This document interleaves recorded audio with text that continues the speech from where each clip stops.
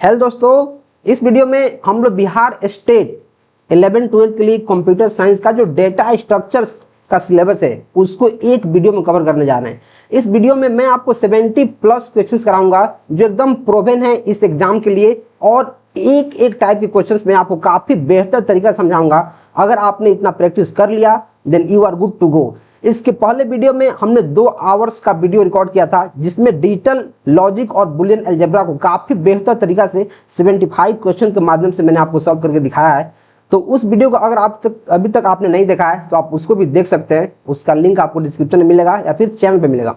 इस वीडियो में मैं आपको 70 प्लस क्वेश्चन कराने वाला हूं जो आपकी काफी हेल्प करेगा, आपको डेटा स्ट्रक्चर समझने में, बुझने में काफी हेल्प करेगा। और अगर आपको समझ में आना शुरू हो जाएगा तो आपसे रिक्वेस्ट है कि आप चैनल को सब्सक्राइब कर लेना और एक कमेंट करना कि आपको कितना मजा आया। राइट, अब मैं वीडियो में आगे बढ़ते हैं और क्वेश्चन सॉल्व करना शुरू करते हैं। राइट, तो देखो question number 1, which is a particular way of storing and organizing data in the memory of computer. बोल रहा है कि कौन एक पर्टिकुलर वे है जिसके हेल्प से हम मेमोरी में डेटा को स्टोर करते हैं या फिर ऑर्गेनाइज करते हैं। तो क्या वो एल्गोरिदम है? नहीं। एल्गोरिदम क्या है? ये हमारा है step by step procedure. Step by step, ये है step by step procedure to solve a particular problem. अगर किसी भी प्रॉब्लम को हमें सॉल्व करना है, जैसे प्रोग्रामिंग में कोई भी प्रॉब्लम आया, जैसे मान लो कि हमें फिबोनाची सीरीज को सॉल्व करना है या फिर किसी नंबर का फैक्टोरियल निकालना है, राइट, तो उसका क्या क्या स्टेप्स इन्वॉल्व होंगे, उस स्टेप्स को हम लोग एल्गोरिदम बोलते हैं। राइट, कि पहले हम नंबर लेंगे, फिर उसका 1 से लेके n तक लूप चलाएंगे, और लूप जो चलेगा तो वो जो नंबर है वो अपने आप को इंटू करते जाएगा n तक, तब उसका फैक्टोरियल हमें दे देगा। राइट, तो जो एल्गोरिदम है वो है step by step procedure to solve a particular problem. ये हमारा वे नहीं है कि डेटा को कैसे स्टोर करना है और ऑर्गेनाइज करना है, तो आंसर हमारा एल्गोरिदम नहीं होगा। फ्लो चार्ट, क्या फ्लो चार्ट हो जाएगा? नहीं। फ्लो चार्ट क्या है? ये है diagrammatic representation of our anything. मतलब किसी भी चीज को, कोई भी प्रोग्राम है या फिर कोई भी चीज अपन लिख रहे हैं, उसको डायग्राम के हेल्प से कैसे रिप्रेजेंट कर रहे हैं उसको बोलते हैं फ्लो चार्ट। तो क्या ये आंसर हो जाएगा? नहीं। क्या डेटा स्ट्रक्चर हो जाएगा? यस। डेटा स्ट्रक्चर एक ऐसा वे है जिसके हेल्प से हम डेटा को काफी ऑर्गेनाइज तरीका से स्टोर करते हैं और ऑर्गेनाइज करते हैं, ताकि हर एक टाइप के जो डेटा है वो पर्टिकुलर डेटा स्ट्रक्चर्स में ही रहे, और जब भी हमें यूज पड़े तो हम लोग काफी आसानी से उसको एक्सेस कर पाए। तो इसका आंसर हमें सी देखने को मिल जाएगा। Next, tree and graphs are which type of data structure. देखो, जब डेटा स्ट्रक्चर्स की हम बात करते हैं तो हमारे पास कुछ टाइप्स ऑफ डेटा स्ट्रक्चर है। जैसे हमारे पास है लीनियर, हमारे पास लीनियर डेटा स्ट्रक्चर है, फिर है नॉन लीनियर, नॉन लीनियर है। तो बोला जो ट्री है, ट्री और ग्राफ है, एक किस टाइप के डेटा स्ट्रक्चर है? क्या ये लीनियर है? नहीं। तो लीनियर क्या है सर? लीनियर हमारा है एरे, लीनियर एरे है, फिर स्टैक है, फिर क्यू है। ये हमारा क्या है? लीनियर है। क्या नॉन लीनियर है? यस, नॉन लीनियर क्यों है? क्योंकि यार इसको हम लोग लीनियरली स्टोर नहीं कर सकते हैं। जो ट्री है और जो ग्राफ है ये हमारा ट्री लाइक स्ट्रक्चर में होता है, अलग अलग इसके नोड्स होते हैं, अलग अलग वर्टिसेज होते हैं, तो एक प्रॉपर ऑर्डर को फॉलो नहीं करता है। और लीनियर में क्या होता है कि इसको हम लोग एक लाइन में डेटा को स्टोर करते हैं, कंटिन्यूअस मेमोरी में या फिर नॉन कंटिन्यूअस भी करते हैं, तो ये लीनियरली डेटा को स्टोर करता है। तो हमारा एरे है, स्टैक है और क्यू है। नॉन लीनियर का क्या मतलब है कि जैसे मानो एक नोड यहाँ है तो एक नोड यहाँ है, फिर एक नोड यहाँ है, एक नोड यहाँ है, एक नोड यहाँ है, एक कंटिन्यूअस मेमोरी को एलोकेट नहीं करता है, इसलिए इसको बोलते हैं नॉन लीनियर। तो भैया यार आप बोलोगे कि नॉन लीनियर में और भी कौन कौन से डेटा टाइप्स आते हैं, डेटा स्ट्रक्चर आते हैं? तो नॉन लीनियर में हमारा ट्री आ गया, ग्राफ आ गया, और एक और आता है टेबल, और एक और आता है क्या? सेट्स। ये जो 4 डेटा स्ट्रक्चर है वो नॉन लीनियर है, और जो एरे है, स्टैक है, क्यू है, वो हमारा लीनियर है। तो बोल रहा है कि नॉन लीनियर ग्राफ और ट्री क्या है? तो ये हमारा नॉन लीनियर डेटा स्ट्रक्चर है। प्रिमिटिव क्या है? देखो, प्रिमिटिव डेटा टाइप होता है जैसे हमारा इंटीजर हो गया, कैरेक्टर हो गया, फ्लोट हो गया, डबल हो गया, जो काफी सदियों से चलते आ रहे हैं, जो प्रोग्रामिंग का बेस है, उसको हम लोग बोलते हैं primitive, primitive data type. Primitive data structure नहीं, primitive data type. Question number next, this type of data structure is always enclosed with in a single quote. तो हमारे पास एक सिंगल कोटेशन है, बोल रहा है कि इसके अंदर कौन से डेटा टाइप को हम स्टोर करते हैं। जैसे मान लो ए है, ए जो है इसको हम लोग सिंगल जो कोटेशन है उसके अंदर रखें, तो किस टाइप का डेटा है? क्या ये लॉन्ग है? नहीं। लॉन्ग क्या होता है कि जो बड़े इंटीजर को स्टोर करता है, इसको हम लोग कैसे डिक्लेयर करते हैं, long long int, long long int. जैसे मानो a इज इक्वल टू बहुत बड़ा सा वैल्यू, जैसे कुछ वैल्यू हम बड़ा सा दे दिए, राइट। तो क्या इसका आंसर लॉन्ग हो जाएगा? नहीं, ये तो बड़े इंटीजर वैल्यू को स्टोर करता है, राइट। क्या इसका आंसर कैर हो जाएगा? यस। देखो कैर क्या करता है, कैर एक सिंगल बीट को स्टोर करता है। जो इन्वर्टेड कमा है, इन्वर्टेड कमा, सिंगल इन्वर्टेड कमा, उसके अंदर हम लोग एक कैरेक्टर को ही स्टोर कर सकते हैं। अगर आप बोलोगे कि सर मैं क्या करूंगा, अगर ऐसे मैं कर दे रहा हूं, सिंगल इन्वर्टेड कमा के अंदर मैं दो वैल्यू को रख रहा हूं, तो हमारा आंसर गलत हो जाएगा। ऐसा कुछ नहीं होता है प्रोग्रामिंग में। तो आंसर इसका क्या देखने को मिल जाएगा। बाइट क्या होता है? बाइट मतलब होता है 8 बिट्स। बाइट भी हमारा एक डेटा टाइप ही है, लेकिन वो एक बिट डेटा को स्टोर करता है, और ये जो हमारा है कैर, एक कैरेक्टर को करता है, एक कैरेक्टर, राइट। कैरेक्टर और बाइट दोनों अलग अलग चीज है। जो बाइट है उसका वैल्यू होता है 8 बिट्स, 8 बिट्स मिलाकर 8 बिट्स मिलाकर एक बाइट बनता है, राइट। और यहां बोल रहा है कि सिंगल इन्वर्टेड कमा मिक्स को रखते हैं, तो वो रखते हैं हम कैर को। नेक्स्ट, विच डेटा टाइप है 15 डेसिमल डिजिट्स ऑफ प्रिसीशन। बोल रहा है कि कौन सा डेटा टाइप है जिसमें 15 डिजिट तक हम वैल्यू को रख सकते हैं डेसिमल के बाद। तो क्या है? डबल है। यस, डबल है। डबल में क्या होता है कि जैसे मैं 8 नंबर रख रहा हूं और इसके बाद जैसे 0 3 5 7 6 ऐसे करके मैं 15 डिजिट तक नंबर को रख सकता हूं पॉइंट के बाद। ये हमारा डबल है। फ्लोट में क्या होता है? फ्लोट में हम लोग 6 और 7 डिजिट तक रख सकते हैं। बहुत सारा जो स्टैंडर्ड बुक है उसमें आपको 6 डिजिट तक मिलेगा, कि जो फ्लोट होता है वो प्रिसीशन के बाद 6 डिजिट तक नंबर को स्टोर कर सकता है, लेकिन कहीं कहीं आपको 7 भी मिलेगा। तो ऑप्शन में अगर आपको 6 मिल रहा है तो आप मेक श्योर करें कि 6 को टिक करें, क्योंकि बहुत सारे बुक में 6 और 7 दोनों दिया है, तो आपको 6 मोस्ट प्रीफर करना है। अगर 7 भी दिया है, 6 नहीं दिया, तो आपको 7 टिक मारना है, राइट। और वो तब डिजिट, ये तो होगा नहीं। तो 15 डिजिट तक जो प्रिसीशन है वो हमारा होता है डबल में, और 6 to 7 डिजिट हमारा होता है किस में? फ्लोट में। तो हमारा आंसर ए देखने को मिल जाएगा। Next, assigning the address of a variable to a dash using the unary operator ampersand which returns the address of that variable. बोल रहा है कि हम लोग कौन से वेरिएबल बोलो या फिर ऐसा कुछ फंक्शन बोलो, स्ट्रक्चर बोलो, जिसके हेल्प से जो यूरिनरी ऑपरेटर होता है यानी एम्परसेंड, उसके हेल्प से हम दूसरे वेरिएबल के एड्रेस को रिटर्न करते हैं। तो आपने एक चीज पढ़ा हुआ, क्या शॉर्ट हो जाएगा? नहीं, ये तो डेटा टाइप है। जैसे हमारे पास इंट है, लॉन्ग है, वैसे ही हमारा क्या है? शॉर्ट है। तो क्या ये हो जाएगा? नहीं। क्या एरे हो जाएगा? नहीं। ये तो हमारा डेटा स्ट्रक्चर है जो सेम टाइप के डेटा को स्टोर करता है। एरे के बारे में हम लोग काफी डिटेल में पढ़ने वाले हैं इसी लेक्चर में। तो एरे इसका आंसर नहीं होगा। क्या स्टैक हो जाएगा? नहीं। स्टैक क्यों नहीं होगा? क्योंकि यार ये तो हमारा लिफो एल्गोरिथम को फॉलो करता है, लास्ट इन फर्स्ट आउट, और इसका काम बिल्कुल अलग है। ये हमारे एड्रेस को कैरी नहीं करता है, डायरेक्ट मैं वेरिएबल को ही इसके अंदर डाल दूंगा। एड्रेस का यहाँ कोई तामझाम नहीं है। तो इसका आंसर हमें पॉइंटर देखने को मिलेगा। पॉइंटर क्या होता है? पॉइंटर होता है कि दूसरे वेरिएबल के एड्रेस को कैरी करता है। पॉइंटर क्या करता है? इसको हम लोग ऐसे स्टार पी, जैसे कोई पी अगर वेरिएबल है, इसके सामने हमने स्टार लगा दिया तो ये पॉइंटर वेरिएबल हो जाएगा, राइट। और अगर इसके वैल्यू को, इसके एड्रेस को हमें पास करना है तो हम एम्परसेंड लगाते हैं, ए एम्परसेंड। तो इसका आंसर हमें पॉइंटर देखने को मिलेगा। Next, which best describes the array. अभी हमने एरे के बारे में चर्चा किया है और एरे हमारे पास आ गया। तो बोल रहा है एरे को 4 स्टेटमेंट जो दिया है, सबसे बेस्ट कौन डिस्क्राइब कर रहा है, मतलब एरे क्या होता है। तो मैं आपको अगर सिंपल लैंग्वेज में बताऊं, सिंपल लैंग्वेज में अगर मैं बताऊं तो एरे क्या होता है, तो एरे होता है वैसे डेटा टाइप जिसमें similar types of data store होते हैं। क्या होते हैं? जिसमें similar types of data store होते हैं, राइट। तो similar data types, similar types of object उसमें स्टोर होंगे। A data structure that shows a hierarchical behaviour, वैसा डेटा स्ट्रक्चर जो हायरार्किकल बिहेवियर को डिनोट करता है। नहीं।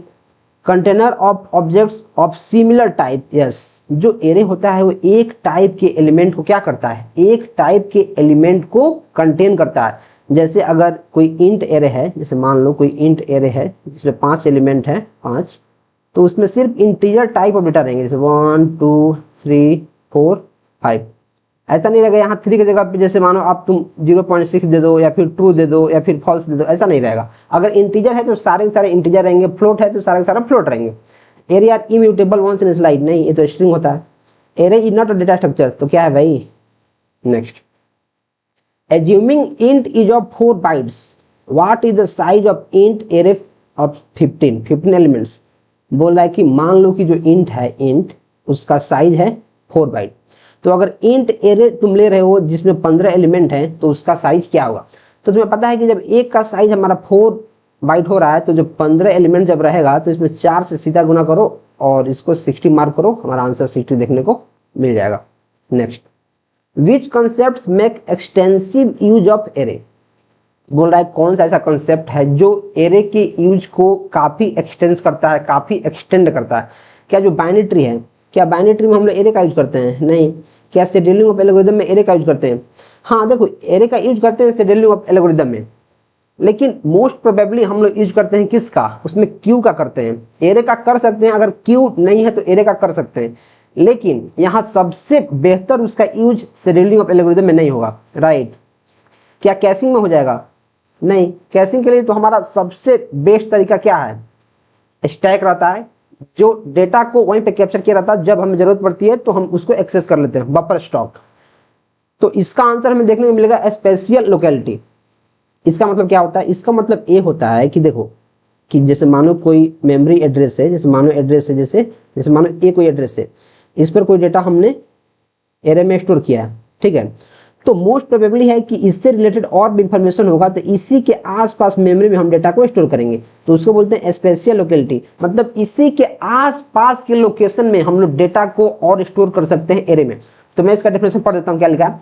It is likely to access near by address soon. अगर यहाँ डेटा पहले से है तो ये बहुत लाइकली है कि इसकी नियर बाई जो लोकेशन है उस पर भी हमारे एरे का प्रभाव पड़े और एरे के एलिमेंट को हम स्टोर करना शुरू कर दे, अगर हमारे पास और एलिमेंट्स आए तो उसको बोलते हैं spatial locality. Next, how many values can be held by an array of इतना। बोल रहा है हमारे पास एक एरे है और उसमें कुछ इंडेक्स वैल्यू दिया गया है, जैसे -3 से लेकर 10 तक और 5 से लेकर 12 तक। तो बोल रहा है इसमें कितने नंबर ऑफ एलिमेंट्स को हम लोग रख सकते हैं। तो देखो मैं आपको एक चीज बताता हूं, अगर सिर्फ एरे अगर ऐसे है, जैसे मान लो कि ऐसे है 5 और 2 ऐसे है, और बोल रहा है कि आपके पास कितना एलिमेंट टोटल होगा, तो अब क्या करोगे आप बोलोगे सर यहाँ 5 रोज है, 2 कॉलम्स है, तो टोटल एलिमेंट हमारा 5 × 2 हो जाएगा, मतलब 10। तो उसी कंसेप्ट का आपको यहाँ यूज करना। देखो और मैं आपको एक चीज बताता हूँ कि जैसे -3 से लेकर 10 तक दिया है, तो अभी आपको पता करना है कि इसमें टोटल नंबर ऑफ एलिमेंट्स कितने हैं। -3 से 10 तक है, 5 से लेकर 12 तक है, लेकिन टोटल कितने हैं भाई। तो अगर मैं बोलूं जैसे यहाँ समझो, ध्यान समझो, काफी ध्यान समझने की जरूरत है। जैसे मानो यहाँ 1 हो गया, 2 हो गया, 3 हो गया, 4 हो गया, 5 हो गया। जैसे मानो मुझे 2 से लेके 5 तक कितने एलिमेंट है फाइंड आउट करना है। 2 से लेके ये 5 है, ये 5 है, तो कैसे काउंट करूंगा? जो 5 है लास्ट वाला एलिमेंट, 5 - 2, 5 मतलब लास्ट वाला एलिमेंट माइनस फर्स्ट वाला एलिमेंट +1, 3 5 में से 2 गया, कितना बच गया? 3 + 1 = 4।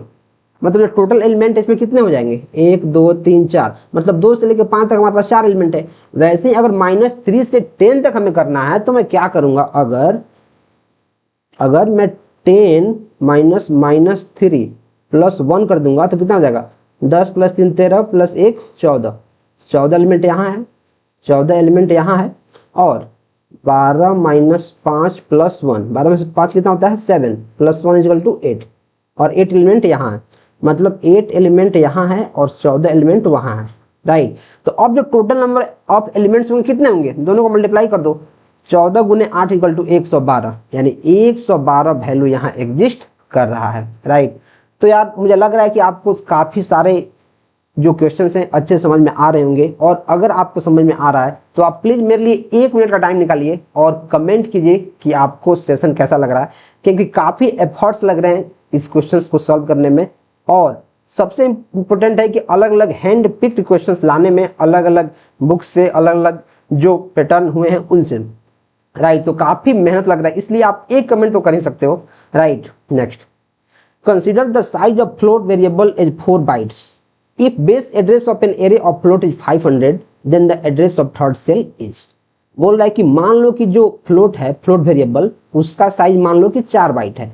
मैं मान लेता हूं जो फ्लोट है उसका साइज है 4 बाइट, ठीक है। अगर बेस एड्रेस है एरे का 500 और बेस एड्रेस मैं यहां लिखता हूं, बेस इज इक्वल टू 500, तो बोला then the address of the third cell is, तो थर्ड सेल का एड्रेस क्या होगा, राइट। तो एक चीज देखो, मैं आपको काफी बेहतर तरीका से बता दे रहा हूं कि देखो जो बेस है, जो बेस है उसका एड्रेस है 500, मतलब ये हमारा सेल नंबर 1 है। जब बेस हमारा 500 है मतलब सेल यहीं से शुरू हो रहा है, तो सेल 1 तो 500 हो गया। तो बेस 2 में क्या हो जाएगा, जो सेल 2 है, जो सेल 2 इसका क्या हो जाएगा, एक फ्लोट का हमारा है 4 बाइट, तो इसमें 4 ऐड कर दो तो 504 हो जाएगा सेल 2। सेल 3 कितना हो जाएगा, सेल 3 में 4 और ऐड कर दो तो 508, मतलब जो सेल 3 है और सेल 3 हमारा यहाँ पूछ रहा है, इसका एड्रेस हमें 508 देखने को मिल जाएगा। तो आप बोलोगे सर ये तो थर्ड सेल पूछा है तो आपने काफी बेहतर तरीका से निकाल दिया, राइट। अगर पूछ देगा कि इसका 10वां सेल क्या होगा तो कैसे करना है, देखो क्या करना है, इसको आप फॉर्मूला से ड्राइव करो। कैसे होगा, जैसे 500 तुम लिख रहे हो, जैसे इसको कौन सा क्वेश्चन है 500 इसको तुम लिख रहे हो और इसको कर दो तुम क्या, जो थर्ड सेल निकालना है, मतलब एक सेल तो यहाँ आ गया है पहले से, जो बेस है, जो बेस ये तो हमारा फर्स्ट सेल है, राइट। और तुम्हें थर्ड सेल निकालना है, थर्ड सेल निकालना है, एक सेल पहले से निकला हुआ है, मतलब जो n है हमारा n-1 इंटू जो इसका नंबर ऑफ बाइट्स कितना है, इसका 4 है, तो क्या हो जाएगा 500 प्लस n का वैल्यू कितना है थर्ड सेल, 3 माइनस 1 मतलब 2, 2 गुने 4 यानी यहाँ 8 और 500 यानी 508 हमारा हो जाएगा। तो वैसे ही अगर तुम्हें 30वां एलिमेंट्स निकालना है तो 30 माइनस 1 गुने जो कितना बाइट्स का ए हमारा वेरिएबल है उससे इंटू कर दो और बेस एड्रेस में उसको प्लस कर दो, तुम्हारा आंसर देखने को मिल जाएगा। नेक्स्ट, और ये है देखो, इसके पहले आप देख रहे हो कि ये हमारा क्वेश्चन नंबर 10 है, क्वेश्चन नंबर यहाँ 10 है, और ये जो क्वेश्चन है इस पे क्वेश्चन नंबर हमने नहीं लिखा है, तो ये काफी इंपॉर्टेंट एक क्वेश्चन मैं इसको बोलूंगा, इसलिए मैंने इसको डॉट से डिनोट किया है और बाकी आगे फिर से आपके क्वेश्चन नंबर हैं।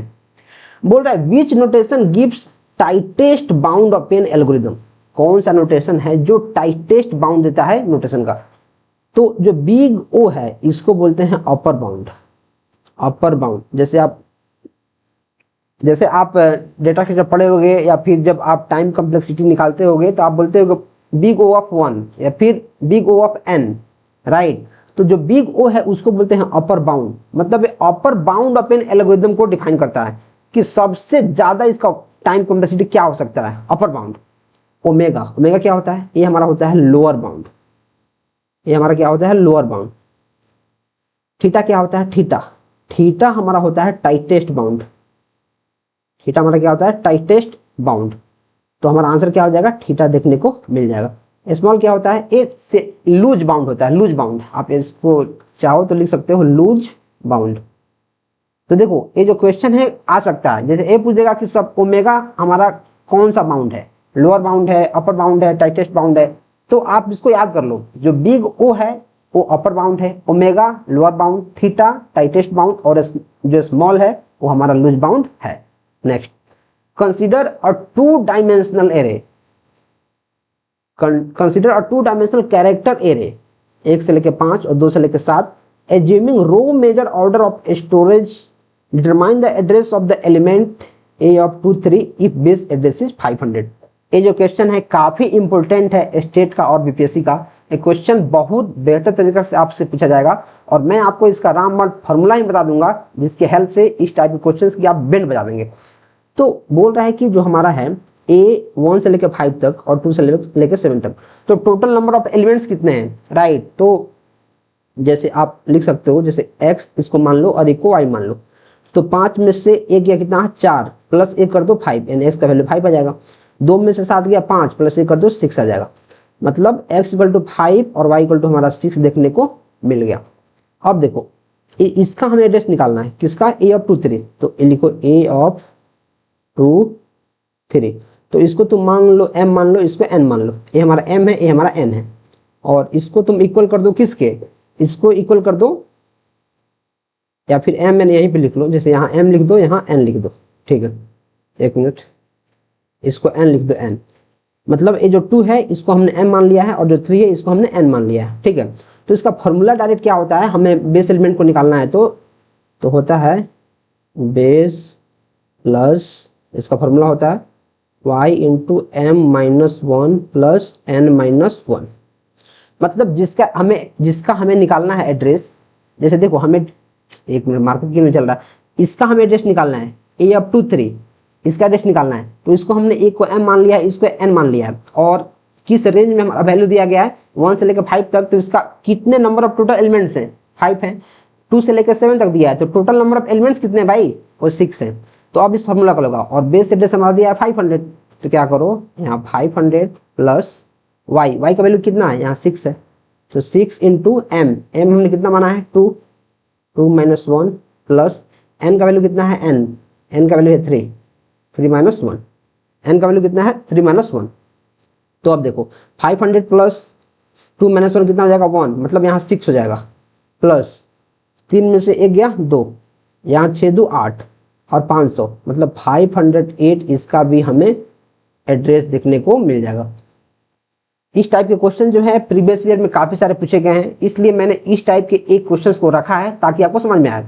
अगर आपको समझ में नहीं आया है तो वीडियो के एक बार पीछे कर सकते हो और फिर से देख सकते हो। हालांकि मैं आपको इसका रिवीजन करा देता हूँ।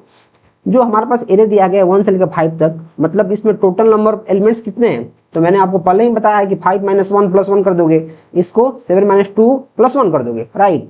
और जो ए हमारा जिसका एड्रेस हमें चाहिए उसके एलिमेंट को तुम नाम दे दो। नाम क्यों देना है, क्योंकि हमारे पास जो फॉर्मूला है उसमें इसके वैल्यू को हम रखना है, तो नाम दे देंगे तो काफ़ी आसानी से चीज़ें उसमें रह जाएंगी, राइट। और फिर से इस फॉर्मूला पे ड्राइव करो और इसका आंसर सॉल्व करोगे तो 508 देखने को मिल जाएगा। नेक्स्ट, और गाइस यार मैं आपको एक चीज़ रिकमेंड करूंगा कि अगर आप काफ़ी अच्छे से सिलेबस को कंप्लीट करना चाहते हैं काफ़ी जल्दी, तो आप इस नोट्स को ले सकते हैं जो मैं आपको सिर्फ 99 रुपये में प्रोवाइड कर रहा हूँ। जितने भी सब्जेक्ट्स हैं, जैसे 15 मेन सब्जेक्ट्स हैं, इसमें जो हमारा स्टेट है और टीआरई है, इसमें 15 मेन सब्जेक्ट है, राइट। तो सबका काफ़ी बेहतर तरीका से मैं आपको नोट्स प्रोवाइड कर रहा हूँ, एकदम हैंड रिटन नोट्स, जो डेफिनेटली आपको बहुत ज़्यादा हेल्प करने वाला है। और इसके साथ ही साथ मैं आपको प्रैक्टिस सेट के लिए जितने भी अभी तक बीपीएससी टीआरई के एग्जाम्स हुए हैं, साथ ही साथ जो स्टेट का एग्जाम हुआ है कंप्यूटर साइंस का, उसका detail PYQ solution plus 15 sets आपको विद डिटेल एक्सप्लेनेशन ऐसे मिलेगा कि कोई भी ऑप्शन है अगर सही है तो सही क्यों है, गलत है तो गलत क्यों है। काफ़ी डिटेल में इसको एक एक क्वेश्चंस को हैंड रिटन किया गया है, एक एक क्वेश्चंस को टाइप किया गया है ताकि कोई भी एरर का इसमें चांस नहीं हो। तो आप इसको ले सकते हैं और प्रैक्टिस कर सकते हैं।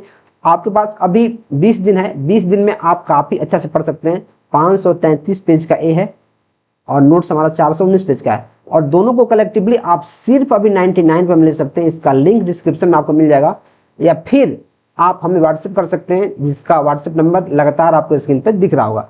तो लिंक डिस्क्रिप्शन में आप डेफिनेटली इसको चेकआउट करें, राइट।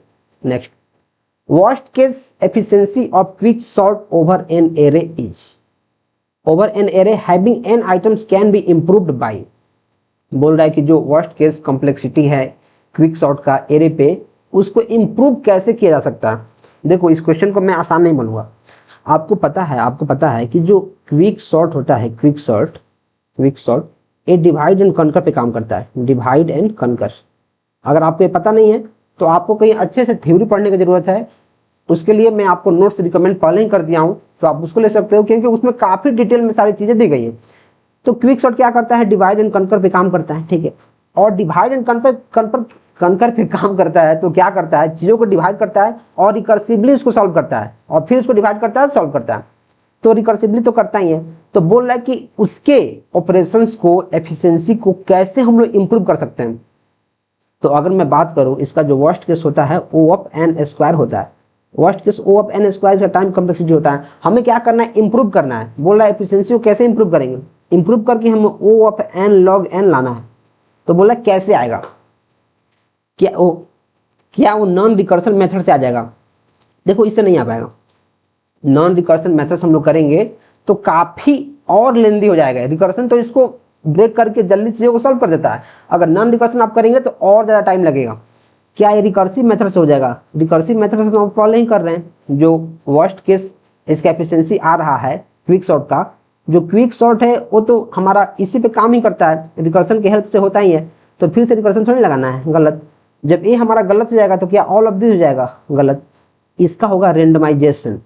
अब इसका क्या मतलब है, जैसे आप क्विक सॉर्ट अगर एल्गोरिथम पढ़े होंगे तो आप देखते हो कि इसका एक हम लोग पिवोट एलिमेंट लेते हैं। पिवोट, जो पिवोट एलिमेंट होता है हम लोग फर्स्ट एलिमेंट को भी ले सकते हैं और लास्ट एलिमेंट को भी ले सकते हैं, या फिर किसी भी एलिमेंट को ले सकते हैं, बशर्ते वो एरे में एग्जिस्ट करना चाहिए।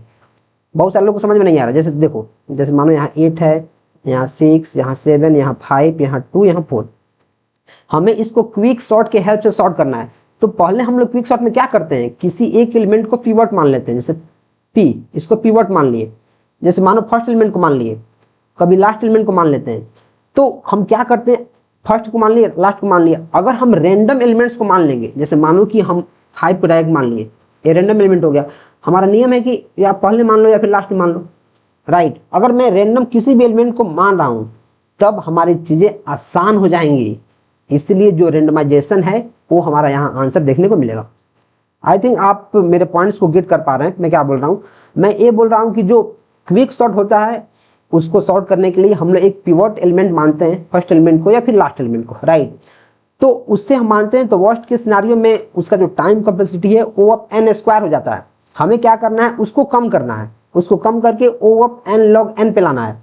तो कैसे आएगा, जब फर्स्ट और लास्ट मानने से हमारा ओ ऑफ n स्क्वायर चल जा रहा है वर्स्ट के सिनारियो में, तो हम लोग अगर रैंडम चीजों को मान लेंगे, मतलब बहुत सारे एलिमेंट है तो रैंडम किसी को पकड़ लिए, रैंडमली किसी को पकड़ लिए, तो टाइम कॉम्प्लेक्सिटी उसका कम किया जा सकता है। तो आंसर इसका रैंडम आपको देखने को मिलेगा। Next, 2 dimensional array initialization correct syntax is, बोला 2 डायमेंशनल का जो एरे है उसको करेक्ट इनिशियलाइजेशन कौन सा है। इंट एरे, इसका रो, इसका कॉलम, क्या इतना पार्ट सही है, हाँ सही है। और इसका 3, इसमें 3 रो है, 3 रो है मतलब, और 2 कॉलम है, 2 कॉलम, तो 3 row, row column, row column, row column. तो क्या ये सही है, हाँ सही है। ऐसे मैं कर सकता हूँ, एक कर्ली ब्रेसेस रखूंगा और उसके अंदर देखो देखो, जैसे रो हमारा 3 है, रो कॉलम, फिर रो कॉलम, फिर रो और कॉलम, हाँ एक किया जा सकता है। 3 रो हमारा हो गया और 2 कॉलम हमारे पास हो गया, मतलब ऐसे हम कर सकते हैं। Next, int array equal to 3 2 है, मतलब ये रो है और ये कॉलम है, ठीक है। तो ये तो हमारा अलग ही कर दिया है, रो कॉलम, फिर हमारा रो कॉलम और रो कॉलम, ये तो अलग अलग कर दिया। ये तो ऐसे ही सही ही है, ये तो सही दिख ही रहा है, तो दोनों हमारा आंसर देखने को मिल जाएगा। तो ए और बी दोनों आंसर है, मतलब सी हमारा आंसर देखने को मिल जाएगा। Next, the complexity of tower of Hanoi problem with N disk is, जो टावर ऑफ हनोई प्रॉब्लम है, टावर ऑफ हनोई प्रॉब्लम, उसका कॉम्प्लेक्सिटी क्या मिलेगा अगर एन डिस्क हमारे पास है तो आप इसको याद कर लो, इसको समझने वाला इसमें कोई बात नहीं है। जो टावर ऑफ हनोई है उसका टाइम कॉम्प्लेक्सिटी आपको क्या मिलता है, ओ of 2 to the power n। इसको याद कर लो, इसको क्या करना है, इसको याद करना है, क्योंकि इसको समझने का इसका कोई तरीका नहीं है। कोई भी डेटा स्ट्रक्चर पढ़ता है तो उसको रट ही लेता है, इसको याद नहीं कर लेता कि टावर ऑफ हनोई जैसे आएगा ओ of 2 to the power n, इसको ठीक मारना है और आगे बढ़ना है। Next, a 3D array first 2 are just like matrix but the third dimension present. बोल रहा है अगर कोई 3D एरे है, 3D एरे है, 3D एरे, जो 3D एरे है सपोज कर लो, तो जो फर्स्ट एलिमेंट है, जो फर्स्ट 2 जो रो हैं, मतलब जो फर्स्ट 2 हैं उनको एज अ मैट्रिक्स मानते। देखो ए मैट्रिक्स की तरह दिखता है रो और कॉलम, लेकिन जो थर्ड डायमेंशन जो इसमें आता है, जो 2 डायमेंशंस होते हैं, एक रो होता है एक कॉलम होता है, लेकिन जो तीसरा आता है वो हमारा हाइव की तरह आ जाता है, राइट, जो इसको एकदम बॉक्स बना देता है, जिससे हमारा एक 3D मॉडल की तरह दिखना शुरू हो जाता है। तो बोले जो तीसरा है वो क्या डिनोट करता है, क्या वो रोज करेगा, रोज तो पहला ही है, क्या वो कॉलम करेगा, कॉलम तो दूसरा ही है, पेज एनसीट करेगा, यस। देखो जब रो एंड कॉलम नहीं होगा, क्योंकि ये तो हमारा फर्स्ट और सेकंड डायमेंशन है, तो क्या more than one of the above हो जाएगा, नहीं। क्या नन हो जाएगा, नहीं। तो आंसर क्या होगा, पेजेज एंड सीट्स इसको बोलते हैं, right. Next, the largest element of an array index is, जो एरे का इंडेक्स है उस पर जो लार्जेस्ट एलिमेंट होता है उसको क्या बोलते हैं। इसका आंसर क्वेश्चन में ही छुपा है, इसका आंसर कहाँ छुपा है, क्वेश्चन में। The largest element of an array index, जो एरे इंडेक्स है उस पर लार्जेस्ट एलिमेंट क्या है उसको क्या बोलते हैं, नाम में ही छुपा है आंसर, इसको बोलते हैं अपर बाउंड। क्या लोअर बाउंड बोलते हैं, नहीं। यहाँ लोवेस्ट, अगर लोवेस्ट एलिमेंट रहेगा एरे इंडेक्स का, तो हमारा हो जाएगा लोअर बाउंड, राइट। रेंज क्या होता है, जैसे आप 0 से लेके n-1 जो इसका रेंज हो जाता है कि जो एलिमेंट है वो कौन से इंडेक्स पे है। क्या एक्सट्रैक्शन होता है, ऐसा तो कुछ है ही नहीं, खत्म। Maximum dash dimension can be given to make 2D array, बोल रहा है कि कितने मैक्सिमम डायमेंशन दे सकते हैं अगर हमको 2D एरे बनाना है मैट्रिक्स टाइप का, तो कितने डायमेंशन हम दे सकते हैं। क्या 8x8 दे सकते हैं, हाँ दे सकते हैं। क्या 255 भी दे सकते हैं, हाँ दे सकते हैं। क्या 16 दे सकते हैं, दे सकते हैं। क्या देयर इज नो लिमिट है, यस, कोई लिमिट नहीं है, जितना मर्जी उतना हम दे सकते हैं। अगर हमें 2 डायमेंशनल एरे को बनाना है तो जितना मर्जी उतना नंबर हम दे सकते हैं, कोई बाउंडेशन नहीं है कि आपको सिर्फ इतना ही नंबर देना है, right. Next, stack is dash. जो स्टैक है, मैं आपको एक चीज बताता हूँ, देखो स्टैक क्या होता है। स्टैक एक ऐसा डेटा स्ट्रक्चर होता है जो लीफो को फॉलो करता है, मतलब लास्ट इन फर्स्ट आउट। जो स्टैक में सबसे पहले जाएगा, पहले 5 आया है, फिर 3, फिर 4, फिर 2, तो जो सबसे पहले जाएगा वो सबसे बाद में बाहर आएगा, क्योंकि इसके टॉप से ही हम सिर्फ एलिमेंट्स को डाल सकते हैं और टॉप से ही निकाल सकते हैं। तो सबसे लास्ट में हमने 2 को डाला है, तो सबसे पहले हमारा 2 निकलेगा। तो लास्ट इन फर्स्ट आउट, सबसे लास्ट में हमारा 2 इन हुआ है, लास्ट इन, सबसे फर्स्ट में हमारा 2 इन हुआ है, लेकिन सब फर्स्ट आउट होगा, राइट। तो आपने स्टैक को समझ लिया। तो स्टैक क्या है, डायनेमिक डेटा स्ट्रक्चर है, हाँ। कंस्टेंटली चेंजिंग ऑब्जेक्ट है, यस। इसके टॉप ऑफ एलिमेंट्स को हम लोग बार बार चेंज करते रहते हैं, क्योंकि इसमें ऑपरेशंस परफॉर्म किया जाता है और ऑपरेशन परफॉर्म करते करते टॉप एलिमेंट को ही बार बार छेड़ा जाता है, राइट। तो टॉप के जो एलिमेंट है हमेशा चेंज होते रहते हैं। In ordered collection of items, क्या एक ordered collection of item, yes. अगर मानो कि कोई, जैसे यहाँ डेटा है, तो ये ऑर्डर बाई ऑर्डर आएगा, पहले 1 आएगा, फिर 2, फिर 3, ऐसे आएगा और इसमें स्टैक में जाते जाएगा। तो ऑल ऑफ द अबव इसका आंसर हो जाएगा। विच ऑफ द फॉलोइंग एप्लीकेशंस में यूज अ स्टैक, कौन है जो स्टैक को यूज करता है।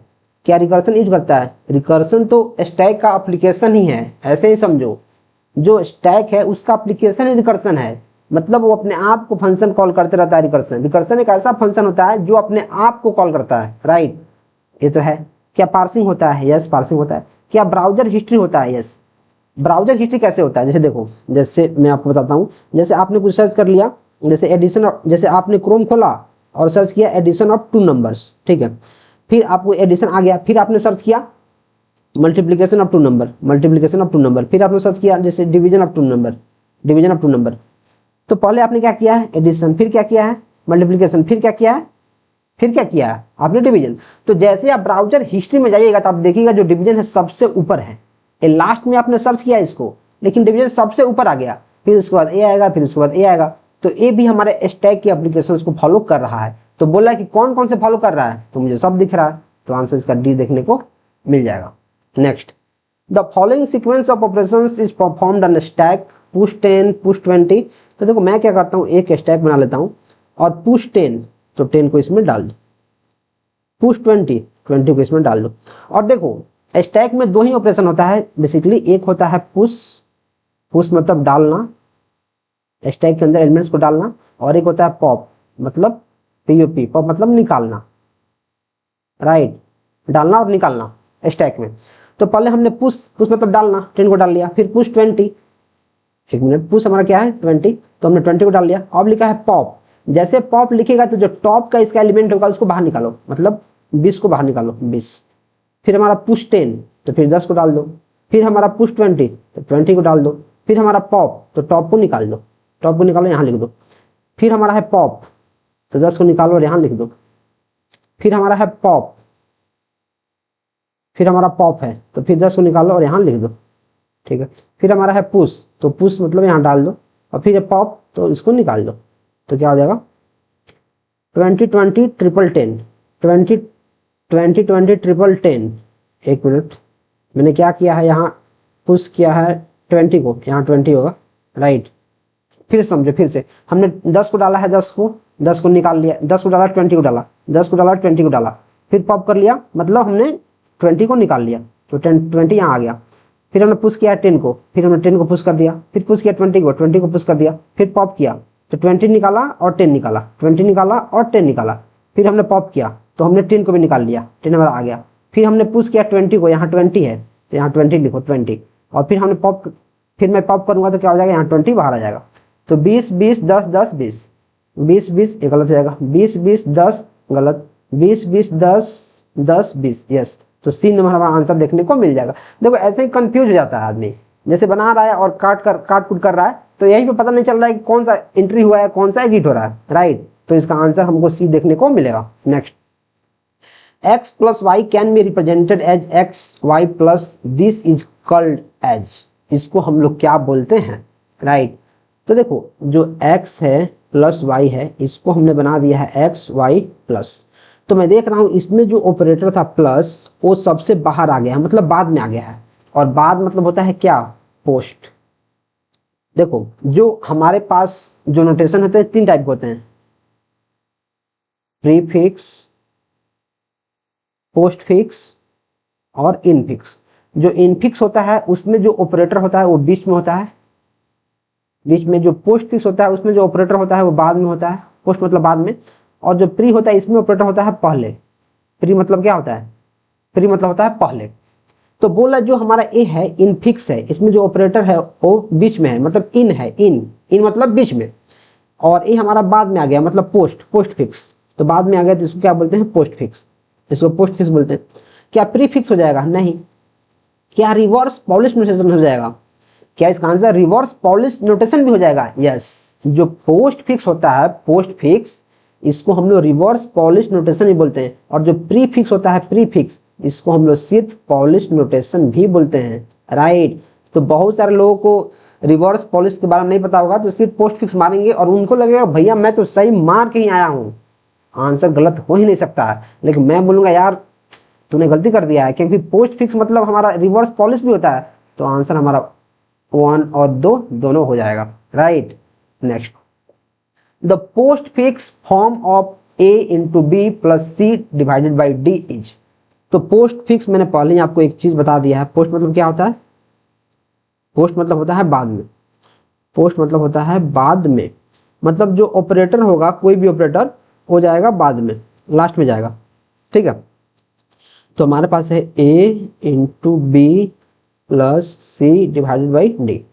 तो देखो पहले मैं इन दोनों को लूंगा, क्योंकि जो इंटू है इसका प्रेसिडेंस ज्यादा होता है। तो इन दोनों को लूंगा तो क्या हो जाएगा, ए बी और ऑपरेटर चल जाएगा बाद में पोस्ट फिक्स में, तो बाद में आ गया। अब ये सारा का सारा हमारा एक टर्म बन गया, राइट।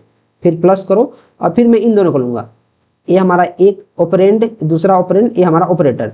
तो इसमें क्या होगा, सी डी ऑपरेटर चल जाएगा बाद में, पोस्ट फिक्स में करना है। अब ए एक टर्म बन गया और दूसरा टर्म ए बन गया। तो अब क्या करो, A B star C D और ऑपरेटर चल जाएगा हमारा बाद में, तो हमारा ए प्लस हो जाएगा। तो A B star, A B star, A B star, ये तो गलत हो गया, ए बी स्टार गलत, A B star C D divided by, C D divided by और प्लस। तो हमारा आंसर बी देखने को मिल जाएगा। तो मुझे ऐसा लग रहा है कि you are enjoying the session, and if you are enjoying तो आप प्लीज लाइक कर दो वीडियो को, और कमेंट में मुझे जरूर बताओ यार, क्योंकि कमेंट के लिए मैं बहुत उत्सुक हूँ। ये देखो हमारे पास काफी भयंकर क्वेश्चन है, कन्वर्ट ए प्लस बी स्टार, बहुत सारा ऑपरेशन इनटू पोस्ट फिक्स, इसको भी हमें पोस्ट फिक्स में ही करना है। तो चलिए करते हैं, एक काफी भयंकर क्वेश्चन मैं इसको मानूंगा। इस क्वेश्चन को करना आसान नहीं है, लेकिन अगर आपने ध्यान से देख लिया तो आसान बन जाएगा। पहले मैं बोलूंगा कि आप वीडियो को पॉज करो, पहले वीडियो को पॉज करो, इसको अपने से सॉल्व करो और देखो कि आंसर मैच कर रहा है कि नहीं, राइट। तो देखो मैं आपको बता रहा हूं कि इसमें सबसे ज्यादा जो प्रेसिडेंस होता है वो होता है किसका, इस एक्सपोनेंट का। तो मैं क्या करूंगा, पहले इसको पकड़ता हूं, इसको पकड़ता हूं और इसको सॉल्व करने की कोशिश करता हूं। तो क्या हो जाएगा, अगर मैं सिर्फ इसको पकड़ूंगा इसको, तो क्या हो जाएगा, मैं शुरू से लिखता ही हूं, देखो देखो, जैसे A plus B star C D minus E, फिर एक्सपोनेंट, फिर F plus G into H और माइनस आई। तो देखो जो ए हमारा एक्सपोनेंट है, एक्सपोनेंट, तो सबसे ज्यादा प्रेसिडेंस इसका होता है, तो हो जाएगा पोस्ट फिक्स करना है, मतलब ऑपरेटर बाद में चल जाएगा। तो सी डी और ए सिंबल, ठीक है, और माइनस ई, इसको फिर से इसमें बंद कर दो, ठीक है। और फिर देखो हमारा इसमें क्या है, हमारा इसमें है, तो देखो एफ प्लस जी एच और इंटू माइनस आई, और यहाँ ए प्लस बी इनटू। अब देखो ये जो हमारा जो क्या बोल रहे हैं, जो पैरेंथेसिस के अंदर है मैंने इसको कर लिया, और ये भी पैरेंथेसिस के अंदर ही है, तो पहले इसी को करूंगा। तो अब क्या हो जाएगा, C D hyphen E minus सी डी एक्सपोनेंट ई माइनस, इसके अंदर हो जाएगा, ठीक है। फिर यहाँ हमारा सिंबल रहेगा ही, फिर हमारा हो जाएगा एफ जी एच स्टार, और यहाँ प्लस हो जाएगा। एक मिनट, इस क्वेश्चन को थोड़ा ध्यान से करना पड़ता है इस टाइप क्वेश्चन। अरे इरेजर क्यों नहीं आ रहा यार, इरेजर, हाँ यहाँ हमारा प्लस होगा। इस क्वेश्चन को काफी ध्यान से करना पड़ता है, राइट। देखो मैं बहुत ध्यान से कर रहा हूँ, नहीं तो गलती हो जाएगा अभी। प्लस और फिर माइनस आई, और यहाँ ए प्लस बी इंटू तो कर ही दो। अब देखो यहाँ इंटू है और यहाँ एक्सपोनेंट है, हमने इसको कर लिया, हमने इसको कर लिया, यहाँ एक्सपोनेंट है यहाँ इंटू है, तो इन दोनों में प्रेसिडेंस ज्यादा किसका होता है, एक्सपोनेंट का। तो पहले इसको करो, तो क्या हो जाएगा, सी डी एक्सपोनेंट ई माइनस फिर F G H star plus और ए। अब ये सारा एक टर्म बन जाएगा माइनस आई, और यहाँ बन जाएगा ए प्लस बी और इंटू। अब देखो अब ए एक टर्म हो गया और ये सारा का सारा एक टर्म है, और यहाँ मल्टीप्लाई है, पहले इसको करो। तो मैं यहाँ लिखूंगा A plus B C D exponent E minus F G H into plus exponent, और जो हमारा ए इंटू है यहाँ चला जाएगा इंटू, ठीक है। अब यहाँ माइनस आई बचा है, माइनस आई बचा है, ठीक है, और यहाँ ए बचा है। अब यहाँ प्लस है, तो ए सारा एक टर्म हो जाएगा, और ए सारा एक टर्म यहाँ तक माइनस आई से पहले। तो अब क्या करो, प्लस को तुम यहाँ लेकर आओ, इसको करोगे तो प्लस हमारा यहाँ आ जाएगा। तो फिर मैं पूरा लिखने के बजाय मैं क्या करता हूँ, यहाँ जाता हूँ।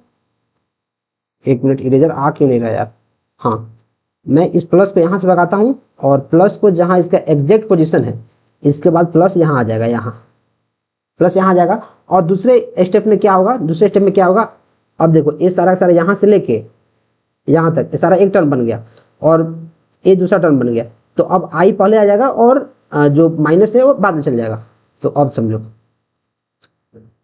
तो क्या होगा, यहाँ तक मैं इसको भगा दिया, आई और माइनस।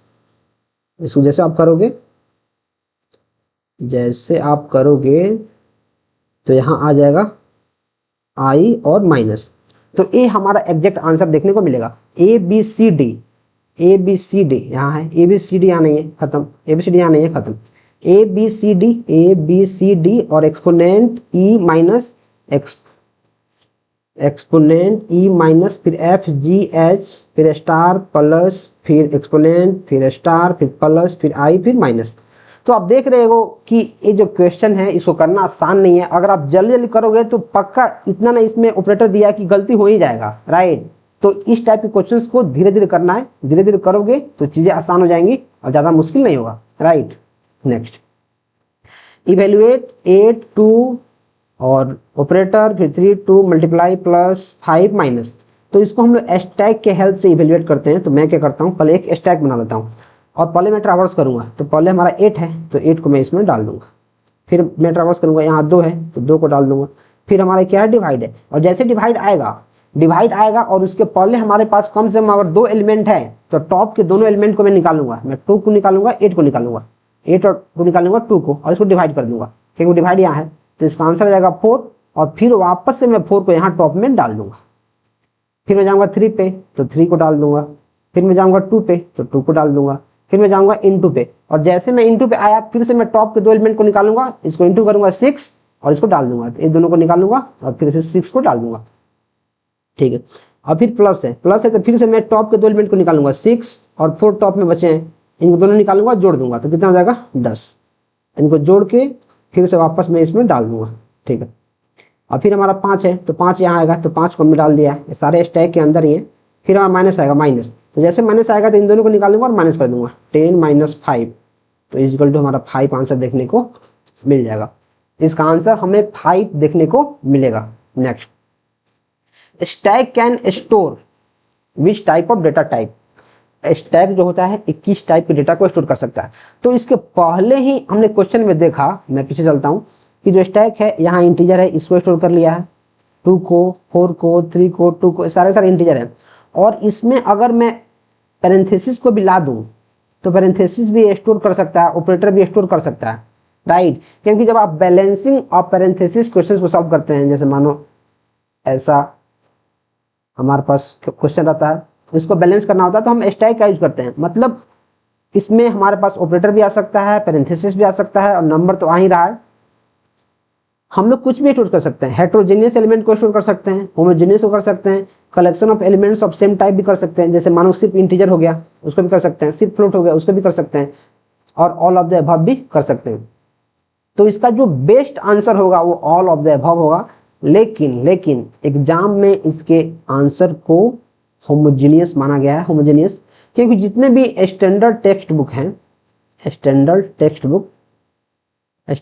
बुक वो लोग ये समझते हैं कि जो स्टैक होता है वो एक टाइप के डेटा को स्टोर करने के लिए होता है। जैसे जो एरे होता है, एरे वो तो सिमिलर स्टोर करता ही है, लेकिन जो स्टैक होता है उसको हम लोग मानते हैं कि एक बार में एक टाइप ऑफ डेटा को स्टोर कराते हैं, राइट। अगर नंबर करा रहे हैं तो सिर्फ नंबर, अगर ऑपरेटर करा रहे हैं तो सिर्फ ऑपरेटर, अगर पैरेंथेसिस करा रहे हैं तो सिर्फ पैरेंथेसिस, क्योंकि ये सब यूज होता है। बैलेंसिंग और पैरेंथेसिस यूज होता है, मतलब उस समय सिर्फ हम पैरेंथेसिस को डालते हैं, वो किसी भी टाइप का पैरेंथेसिस हो, लेकिन डाल तो सिर्फ पैरेंथेसिस को ही रहे ना, राइट। लेकिन जो इसका टेक्स्ट बुक्स आंसर है वो होमोजेनियस हो जाएगा, नहीं तो ऐसे तीनों आंसर आपको देखने को मिल जाएगा। तो इसका आंसर डी हम ठीक करेंगे। Next, a data structure in which elements can be inserted at one end and deleted from both ends but not in the middle। बोल रहा है एक ऐसा डेटा स्ट्रक्चर जिसमें एलिमेंट एक एंड में हम लोग डालते हैं, दूसरे एंड से डिलीट कर सकते हैं, लेकिन दोनों एंड से डिलीट कर सकते हैं लेकिन बीच से नहीं कर सकते हैं, राइट। क्या उसको क्यू बोल देंगे? क्यू जो होता है उसमें हम लोग दोनों से डिलीट कर लेते हैं, नहीं, क्यू में हम लोग फ्रंट में डालते हैं, इन क्यू करते हैं, और रेयर से डिलीट करते हैं, राइट। मतलब यहाँ से इन क्यू करते हैं, यहाँ से डिलीट करते हैं, तो क्या क्यू हो जाएगा? नहीं। क्या स्टैक हो जाएगा? स्टैक में तो एक मुंह ही है, स्टैक में तो एक ही रास्ता है, इधर से डालोगे इधर से निकालोगे, तो दो कहाँ से आ गया? गलत। क्या डी क्यू है? यस, डी क्यू मतलब double ended queue. Double ended queue मतलब यहाँ से एलिमेंट को हम डाल सकते हैं, यहाँ से भी डाल सकते हैं, यहाँ से भी भगा सकते हैं, यहाँ से भी डिलीट कर सकते हैं, तो हमारा डबल एंडेड क्यू है। क्या प्रायोरिटी क्यू है? नहीं, प्रायोरिटी क्यू नहीं होगा। Next, how many queue needed to implement a stack. देखो कितने क्यू चाहिए हमें स्टैक को इम्प्लीमेंट करने के लिए। तो अगर मुझसे पूछोगे, क्योंकि मैंने डेटा स्ट्रक्चर्स को यूट्यूब पर पहले बढ़ाया हुआ था, तो मैं एक क्यू के हेल्प से भी मैं इम्प्लीमेंट करके दिखा दिया था, लेकिन ये थोड़ा हो जाएगा क्या, कॉस्टली ऑपरेशन, इसको करना थोड़ा चैलेंजिंग हो जाएगा एक क्यू के हेल्प से। तो कम से कम हमें दो क्यू चाहिए एक स्टैक को इम्प्लीमेंट करने के लिए। एक चाहिए हमारा डेटा को टेम्पररी होल्ड करने के लिए, एक चाहिए टेम्पररी होल्ड डेटा के लिए, और दूसरा हमारे पास क्यू चाहिए किसके लिए? स्टैक ऑर्डर को मेंटेन करने के लिए, स्टैक ऑर्डर, राइट। तो इसका आंसर हमें दो देखने को मिल जाएगा। अगर आप काफी कॉस्टली ऑपरेशन कर रहे हैं तो एक क्यू के हेल्प से ही आप स्टैक को इम्प्लीमेंट कर सकते हैं।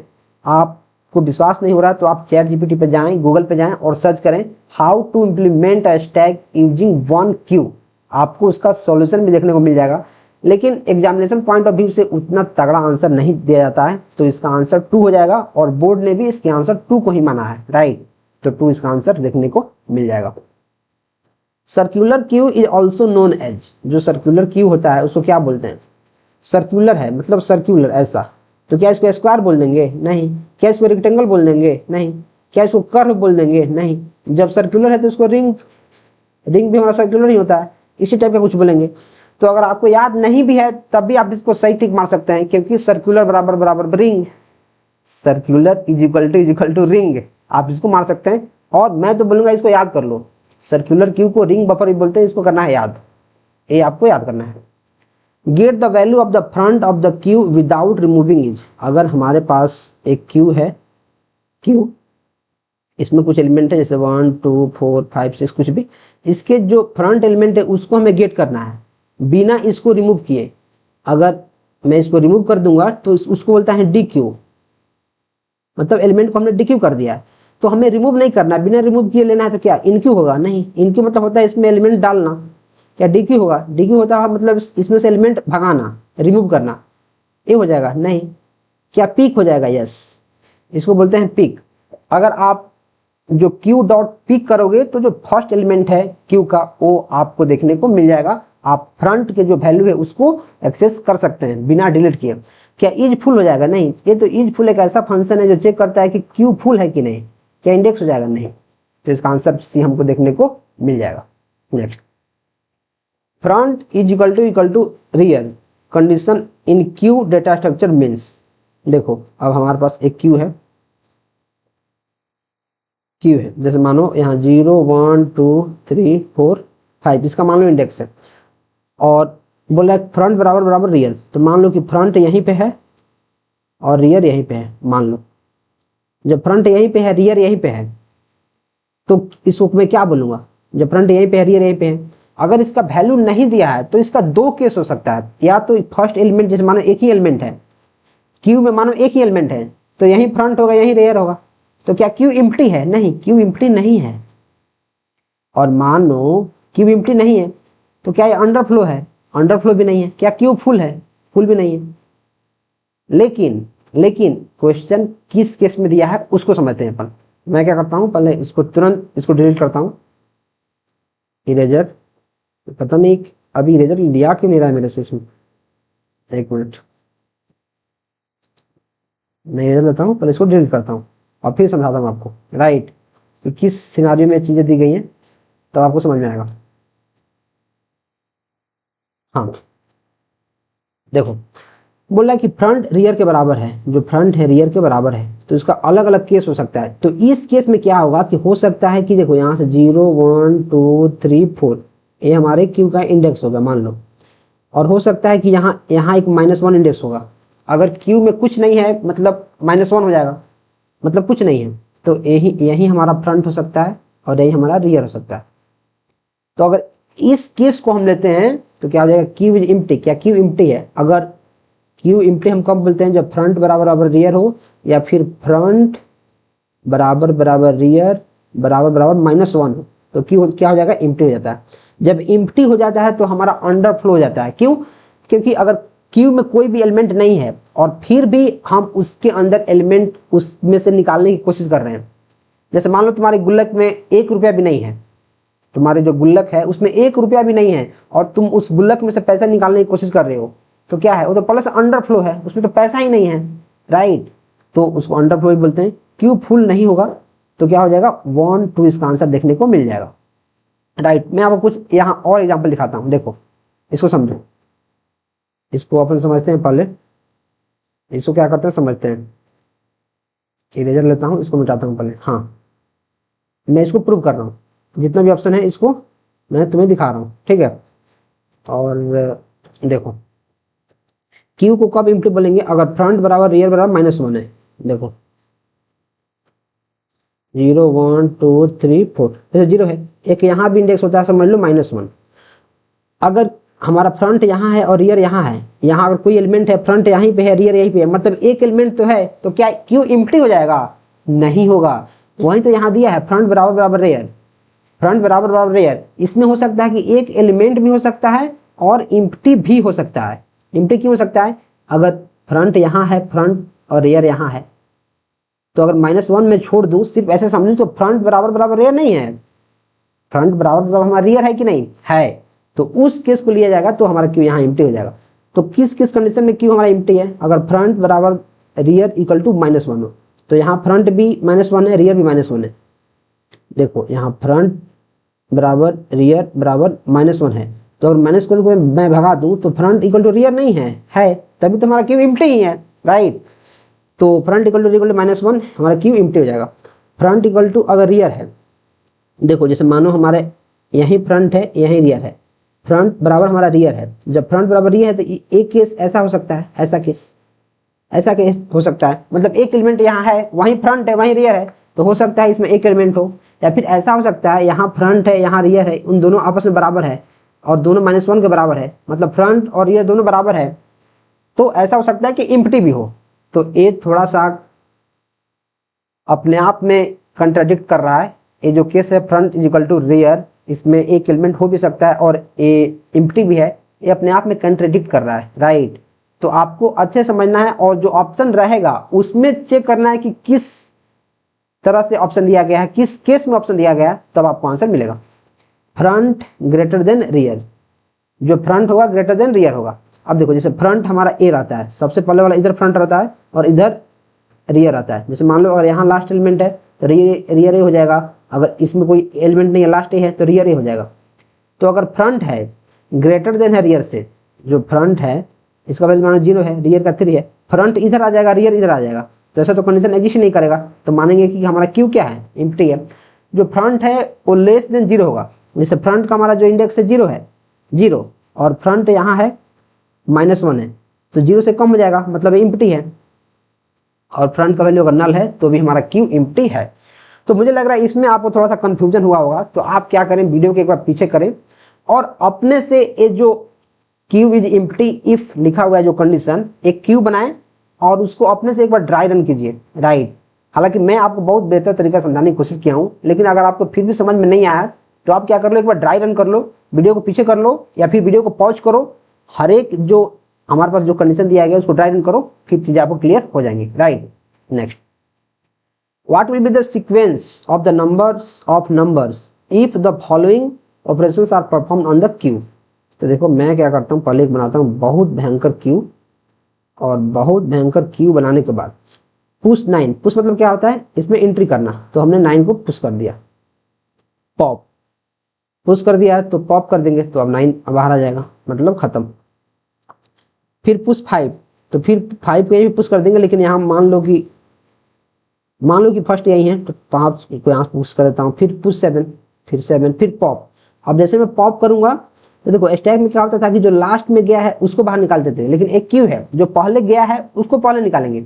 ये हमारा फीफो पे काम करता है, फर्स्ट इन फर्स्ट आउट। तो पहले हमारा 9 गया था, इसको हमने बाहर निकाल लिया, फिर हमने 5 को डाला है, 5 को डाला है, फिर हमने 7 को डाला है, 7 को डाला है, अब मुझे निकालने की बारी है पॉप, तो जो पहले डाले उसको निकालेंगे, तो 5 को हम बाहर निकाल देंगे, ठीक है, पॉप हो गया। फिर पॉप करना है तो फिर हम 7 को बाहर निकाल देंगे, 7 आ गया। फिर पुश करना है तो पुश कर दिए 8 को, फिर पॉप करना है तो पॉप कर दिए 8 को। देखो सारे के सारे एलिमेंट, जैसे 9 को हमने रिमूव किया तो ये खाली हो गया, तो हम 5 को यहाँ रख सकते हैं, लेकिन मैं आपको बताने के लिए बोल रहा हूँ कि आप यहाँ रख रहे हैं कि उसके बाद रख रहे हैं, राइट। नहीं तो आप इसको भगा के यहीं पे खाली हो जाएगा जगह, तो वहाँ रख सकते हैं। 9 5 7 8, 9 5 7 8, ये क्या ए नंबर हो जाएगा, नहीं, 9 5 7 8 नहीं, 9 5 7 8 नहीं, 9 5 7 8 डी नंबर हमारा आंसर देखने को मिल जाएगा। तो अभी मैं जल ग्रहण कर लेता हूं, फिर अपन वीडियो में आगे बढ़ते हैं, right.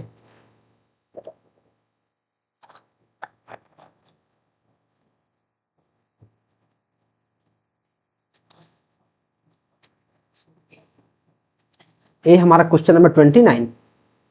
In queue data structure this condition means, जो क्यू डेटा स्ट्रक्चर है उसमें इस कंडीशन का क्या मतलब है, front equal to 2 rear equal to, front equal to 0 rear equal to 2। तो मैं देखो क्या करता हूं, ये हमारा 0 1 2 3 4, फ्रंट का वैल्यू हमारा 0 है, ये हमारा क्या है फ्रंट, इसको फ्रंट मान लो, और रियर इक्वल टू 2, ये हमारा क्या है 2 रियर। तो इसका क्या मतलब है, क्या एम्प्टी क्यू है, अगर यहाँ 1 है 2 है 3 है, मतलब फ्रंट वैल्यू पे हमारा 1 है, रियर पे हमारा 3 है, तो क्या हमें एम्प्टी दिख रहा है, नहीं। क्या 1 एलिमेंट क्यू है, क्या इसमें 1 एलिमेंट मुझे दिख रहा है, फ्रंट यहाँ है और रियर यहाँ है, तो क्या इसमें एक ही एलिमेंट मुझे दिख रहा है, नहीं, गलत हो जाएगा। क्या इसमें मुझे 2 एलिमेंट दिख रहा है, नहीं। क्या मुझे इसमें 3 एलिमेंट दिख रहा है, यस। अगर फ्रंट 0 है और रियर 2 है तो इसमें मुझे 3 एलिमेंट दिख रहा है, क्योंकि 0 1 2, 0 पे फ्रंट है 2 पे रियर है, तो 0 1 2, तो इसमें कितने एलिमेंट है, 3 एलिमेंट है, तो आंसर मुझे 3 देखने को मिलेगा। Next, a linear collection of data elements where the linear node is given by means of pointer is, बोल रहा है कि एक लीनियर कलेक्शन डेटा एलिमेंट्स का, जहां जो लीनियर नोड्स होते हैं वो पॉइंटर के द्वारा दिए जाते हैं, मतलब पॉइंटर के हेल्प से किए जाते हैं। तो क्या वो नोड लिस्ट होता है, ऐसा कुछ होता ही नहीं। क्या प्रिमिटिव सेट होता है, एक है सर। क्या अनऑर्डर लिस्ट होता है, नहीं, वो होता है लिंक्ड लिस्ट, पॉइंटर के हेल्प से। पॉइंटर का मतलब यहाँ क्या है, देखो जैसे लिंक्ड लिस्ट है तो यहाँ हमारा होता है डेटा, यहाँ होता है नेक्स्ट पॉइंटर, नेक्स्ट पॉइंटर, और यहाँ होता है प्रीवियस पॉइंटर, प्रीवियस। तो बोल रहा है कि जहां पॉइंटर की हेल्प से करते हैं लीनियर नोड को, तो लिंक लिस्ट की हेल्प से करते हैं। विच of the following application makes use of a circular link list. बोला है जो सर्कुलर लिंक लिस्ट है, सर्कुलर लिंक लिस्ट से क्या मतलब है, जैसे सपोज कर लो, जैसे मान लो ये लिंक लिस्ट है, मान लो जैसे मान लो ये लिंक लिस्ट है, तो सर्कुलर का क्या मतलब है कि जो लास्ट वाला नोड है वो वापस से फर्स्ट वाले से कनेक्टेड होगा, राइट। तो क्या undo operation in text editor, जो अंडू ऑपरेशन होता है मतलब एक बार चीजों को लिख देते हैं तो फिर से उसको भगा सकते हैं, मतलब उसको हटा सकते हैं। तो क्या अंडू ऑपरेशन में यूज होता है सर्कुलर लिंक लिस्ट? नहीं, यहाँ तो स्टैक होता है, यहाँ क्या होता है स्टैक, तो ये तो आंसर नहीं होगा। रिकर्सिव फंक्शन कॉल, क्या रिकर्सिव फंक्शन कॉल में होता है? रिकर्सिव फंक्शन कॉल में क्या होता है, हमारा स्टैक होता है, ये भी नहीं होगा। Allocation CPU to resources, CPU में रिसोर्स को एलोकेट करने में, यस, क्योंकि देखो जो हमारा एल्गोरिथम है राउंड रॉबिन इसी पर ना काम करता है जी, वो तो सर्कुलर लिंक लिस्ट पे ही काम करता है कि अगर हर एक प्रोसेस को हमने 3 सेकंड दिया है, 3 सेकंड, तो 3 सेकंड के लिए एग्जीक्यूट होगा और फिर से जाके वो पीछे लग जाएगा, एग्जीक्यूट होगा फिर से जाकर पीछे लग जाएगा, मतलब सर्कुलर लिंक लिस्ट के पैटर्न पे हमारा काम करता है। इंप्लीमेंट हैश टेबल, नहीं ये तो हैश टेबल वाला नहीं है, तो इसका आंसर सी हमें देखने को मिल जाएगा। Next, the first link of the node of the list is, first link को हम लोग क्या बोलते हैं? क्या टेल बोलते हैं, ये तो लास्ट वाला बोलते हैं। क्या हेड बोलते हैं? यस। क्या इनिशिएटर बोलते हैं? इनिशिएटर मतलब शुरू वाला, शुरू, इसको नहीं बोलते हैं। इनिशिएटर की जगह पे हम लोग हेड का यूज करते हैं, हेड। क्या टर्मिनेटर बोलते हैं? ये तो टेल हो गया, मतलब लास्ट वाला, तो ये हमारा आंसर देखने को नहीं मिलेगा। आंसर हमारा ए बी हो जाएगा, आंसर हमारा हेड हो जाएगा। What is the extra element known as the head of the node of the link list? बोल रहा है कि जो एक्स्ट्रा एलिमेंट होता है जिसको head of the node of the link list बोलते हैं उसको क्या बोलते हैं? क्या बेंटिनल होता है? नहीं। क्या कैंटिनल होता है? नहीं। क्या सेंटिनल होता है? यस। इसका आंसर क्या होता है हमारा? कौन क्वेश्चन 33, सेंट्रल होता है। और ये जो सेंटिनल होता है वो क्या हो सकता है? ये हेड भी हो सकता है और टेल भी हो सकता है। किसका? लिंक लिस्ट का। जो लिंक लिस्ट है उसका हेड भी हो सकता है, उसका टेल भी हो सकता है। कौन? सेंटिनल। जो सेंटिनल होता है, यहाँ लिखा है कि head, known as head of the node of the link list, इसको टेल भी बोल सकते हैं, tail. Next, which is not the type of link list? कौन टाइप नहीं है? सिंगली लिंक लिस्ट एग्जिस्ट करता है, यस। डबली करता है, यस। सर्कुलर करता है, अभी मैंने पढ़ा, यस। क्या बैलेंस्ड लिंक लिस्ट जैसा कुछ होता है?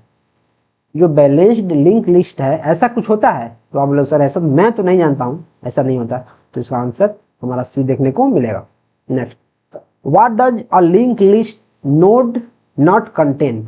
जो लिंक लिस्ट होता है उसके जो नोड होते हैं, नोड, उसका जो नोड होता है क्या कंटेन नहीं करता है? Pointer to the next node, हाँ, pointer to the next node contain करता है, ये तो करता ही है। A pointer to the previous node, हाँ ये करता है, प्रीवियस नोड में ये भी करता है। डेटा कंटेन करता है, यस, इसमें डेटा ही रहता है, कंटेन करता है। A pointer to the link list, ये क्या है सर? ये कंटेन नहीं करता है। तो आई थिंक अगर मैं हर एक ऑप्शन को ऐसे आपको बता रहा हूँ कि कौन सा ऑप्शन सही है कौन सा ऑप्शन गलत है, तो आप चीजें काफी ज्यादा रिलेट कर पा रहे होंगे और बहुत सारे क्वेश्चंस एक क्वेश्चंस के अंदर ही आप कर पा रहे होंगे, राइट। तो मैं आपको कुछ क्वेश्चंस होमवर्क के लिए दूंगा, आप उसको कमेंट करना है। और अभी तक अगर आपको सेशन समझ में आ रहा है, हमने 35 क्वेश्चन को कर लिया है, हमने आधा सेशन को कर लिया है, right. We have completed 50% of the session and 35 और क्वेश्चंस बाकी है, तो आधा सेशन हमारा कंप्लीट हो गया है। हमें अपने आप को बधाई देनी चाहिए, right. Next, to insert a new node in the link list, free node will be available in. To insert a new node in the link list में न्यू नोड को इंसर्ट करने के लिए जो फ्री नोड होता है वो available होता है कहाँ? अवेलेबल लिस्ट में, अवेल लिस्ट में, फ्री नोड लिस्ट में, मेमोरी स्पेस लिस्ट में, ऐसा तो कुछ नहीं होता। More than one of the above. Free node list, देखो ऐसा हो सकता है, फ्री नोड लिस्ट उसको बोल सकते हैं, अवेलेबल लिस्ट भी उसको बोल सकते हैं और अवेल लिस्ट भी उसको बोल सकते हैं। लेकिन अगर तुम तीनों में मेरे से पूछोगे कि कौन सा बेस्ट और टेक्स्ट बुक रिलेटेड आंसर है जो टेक्स्ट बुक में लिखा रहता है, तो मैं बोलूँगा यार वो अवेल लिस्ट है। अवेल लिस्ट ऐसा होता है। अवेलेबल लिस्ट भी बहुत जगह उसको बोला जाता है, उसको फ्री नोड लिस्ट भी बोला जाता है। लेकिन अगर एक आंसर मुझे सेलेक्ट करना हो तो मैं अवेल लिस्ट करूंगा। अगर more than one of the करना हो तो मोर देन वन भी इसका हम लोग कर सकते हैं। लेकिन जो मोस्ट अप्रोप्रिएट है आपको अवेल लिस्ट पे ही जाना है, अवेल लिस्ट इसका आंसर हो जाएगा। अगर तुम क्या बोलते हैं एआई से पूछोगे तो तीनों को बता देगा, बोलेगा कि तीनों सही है, राइट। लेकिन मोस्ट अप्रोप्रिएट हमारा अवेल लिस्ट है और इसी को बोर्ड ने आंसर माना है, तो अवेल लिस्ट हमारा आंसर हो जाएगा। The list which has its own pointer is called, ऐसा लिस्ट जिसका खुद का पॉइंटर है उसको क्या बोलते हैं? जैसे नाम नहीं है, क्या इसको सेल पॉइंटर बोल देंगे? नहीं। फ्री पुल बोल देंगे? नहीं। ओन पॉइंट बोल देंगे? नहीं। इसको बोलते हैं पॉइंटर लिस्ट। जिसका खुद का पॉइंटर है उसको पॉइंटर लिस्ट बोलेंगे, simple. Which of the following condition checks available free space in the avail list? देखो अवेल लिस्ट आ गया, मतलब जो अवेलेबल लिस्ट है उसमें फ्री स्पेस को चेक करने के लिए क्या करते हैं? क्या avail equal to max stack कर देंगे? नहीं। क्या अवेल इक्वल टू टॉप कर देंगे? नहीं। क्या ऑल ऑफ दिस कर देंगे? दो अगर गलत है तो ऑल ऑफ दिस हो जाएगा? नहीं। नल इक्वल टू अवेल, देखो अगर मैं बोलता हूं, ध्यान समझो, जैसे मैं लिखता हूं, जैसे हेड पॉइंटर, हेड का next is equal to null, ध्यान समझो, मैं ऐसे लिख रहा हूं और मैं ऐसे लिख रहा हूं, null is equal to head का नेक्स्ट। स्टेटमेंट सही कौन सा है? तो आप लोग सर ये तो मुझे काफी प्रॉपर लग रहा है कि हेड का नेक्स्ट नल है, हेड का नेक्स्ट नल है, मतलब एक ही सिर्फ हेड ही बचा है, null is equal to head का नेक्स्ट, ये तो मुझे इनएप्रोप्रिएट लग रहा है, ये तो गलत है। तो देखो नल इक्वल टू जो अवेल है वो गलत हो जाएगा, avail is equal to null, कि जो अवेलेबल है वो नल के बराबर है, इस आंसर के साथ में जाऊंगा। हालांकि तुम अगर पूछोगे तो आंसर ए भी सही बता देगा चैट जीपीटी, और बहुत सारे लोग इसको भी आंसर बोल देंगे ये भी सही है, लेकिन ए सही नहीं है। अगर अवेल इक्वल टू नल दिया है तो हम लोग ए की तरफ जाएंगे। Next, a tree where every node has either 0 और 2 चिल्ड्रन इज कॉल्ड। अब यहां से हमारा ट्री का सीरीज स्टार्ट हो चुका है। बोल रहा है कि ऐसा ट्री जहां प्रत्येक नोड में या तो 0 चाइल्ड हो या फिर 2 चाइल्ड हो। अगर मैं ऐसा लिखूं, या तो देखो हर एक नोड में इसका 2 चाइल्ड है, ठीक है, इसका भी 2 चाइल्ड है, ठीक है, इसका 0 चाइल्ड है, इसका एक भी चाइल्ड नहीं है, या तो 0 चाइल्ड होना चाहिए या फिर 2 चाइल्ड होना चाहिए, तो उसको क्या बोलेंगे? उसको बोलते हैं फुल बाइनरी ट्री। ऐसा बाइनरी ट्री जिसके या तो 0 चिल्ड्रन हो या फिर 2 चिल्ड्रन हो, मतलब एक चिल्ड्रन उसका नहीं हो सकता, या तो 0 होगा या फिर 2 होगा, उसको क्या बोलेंगे? उसको बोलेंगे बाइनरी, उसको बोलेंगे फुल बाइनरी ट्री। तो कंप्लीट क्या होता है सर? कंप्लीट होता है कि सारे लेवल फील्ड होंगे, सारे लेवल फील्ड होंगे, सारे लेवल फील्ड हो सकते हैं एक्सेप्ट द लास्ट वन, सारे लेवल फील्ड होंगे एक्सेप्ट लास्ट वन। देखो ए लेवल फील्ड हुआ है, मतलब यहाँ 1 होना चाहिए, यहाँ 2 होना चाहिए, यहाँ 4 होना चाहिए, लेकिन जो लास्ट लेवल है ए अगर फील्ड नहीं भी है तो भी चलेगा, उसको बोलते हैं कंप्लीट बाइनरी ट्री। मतलब सारे के सारे लेवल जितने उसमें एलिमेंट्स होते हैं, जिसमें नोड्स होते हैं, वो सारे के सारे रहने चाहिए। बस लास्ट लेवल में छूट दी गई है कि वहां का सारा मतलब एलिमेंट फुल नहीं भी है फिर भी चलेगा। परफेक्ट क्या सर? परफेक्ट क्या? परफेक्ट है कि जितने इंटरनल नोड्स होते हैं उनका 2 चिल्ड्रन होना चाहिए और all leaves are at the same level होना चाहिए, कि जो भी इंटरनल है, जैसे मैंने यहाँ इनका 2 चिल्ड्रन होना चाहिए, और जो लीफ नोड है मतलब सबसे लास्ट वाला एलिमेंट वो एक बराबर होना चाहिए। जैसे यहाँ है कि लीफ नोड 1 2 3, 3 लीफ नोड यहाँ है और 1 नोड यहाँ है, तो तीनों बराबर नहीं है, एक लेवल में नहीं है। लेकिन जो परफेक्ट बाइनरी ट्री है उसमें क्या है कि जो इंटरनल नोड है उनके 2 चाइल्ड भी होना चाहिए, और जो लास्ट नोड है मतलब लीफ नोड वो एक बराबर होने चाहिए। इसको बोलते हैं perfect binary tree. Degenerate binary tree ये क्या होता है? इसको बोलते हैं एस्क्यूड, एस्क्यूड बाइनरी ट्री। ये क्या होता है? या तो ये लेफ्ट साइड में सिर्फ इसका एलिमेंट होगा, लेफ्ट साइड में, या फिर इसका राइट साइड में होगा। मैं उल्टा बोल रहा हूँ, ये है हमारा लेफ्ट साइड, ये है हमारा right side. Degenerate binary tree को बोलते हैं एस्क्यूड बाइनरी ट्री। या तो सारे एलिमेंट लेफ्ट में जाएंगे या फिर सारे एलिमेंट राइट में जाएंगे, उसको बोलते हैं डीजेनरेट या फिर एस्क्यूड बाइनरी ट्री। और लेफ्ट वाले को बोलते हैं लेफ्ट एस्क्यूड और राइट वाले को बोलते हैं right skewed. Next, a tree where every internal node has exactly 2 children nodes and all the leaf nodes are the same level is called। मैंने आपको अभी बताया है कि a tree where every internal node has exactly 2 children, exactly 2 children। तो जैसे मानो ये ट्री है, इसके कुछ इंटरनल नोड बना देता हूं, ये मैंने इंटरनल नोड बना दिया, इसके 2 चिल्ड्रन है exactly, and all the leaf nodes are the same level. और जितने लीफ नोड हैं जैसे 1 2 3 4 ये सारे के सारे एक लेवल पे हैं, तो उसको क्या बोलते हैं? उसको बोलते हैं परफेक्ट बाइनरी ट्री। उसे क्या बोलते हैं? Perfect binary tree. Full binary tree क्या होता है? जिसकी या तो 2 चाइल्ड हो या फिर 0 चाइल्ड हो, ठीक है। कंप्लीट क्या होता है? कंप्लीट बाइनरी ट्री होता है कि सारे लेवल फुल होना चाहिए except the last, except last level, सारे लेवल फुल होना चाहिए एक्सेप्ट लास्ट लेवल, और लास्ट लेवल आपको लेफ्ट टू राइट फिल होना चाहिए। डिजेनरेट मैंने आपको बताया ही, इसको बोलते हैं एस्क्यूड बाइनरी ट्री, जो लेफ्ट एस्क्यूड और राइट एस्क्यूड बाइनरी ट्री होता है। Next, a tree whose left and right sub tree heights differ by not more than 1।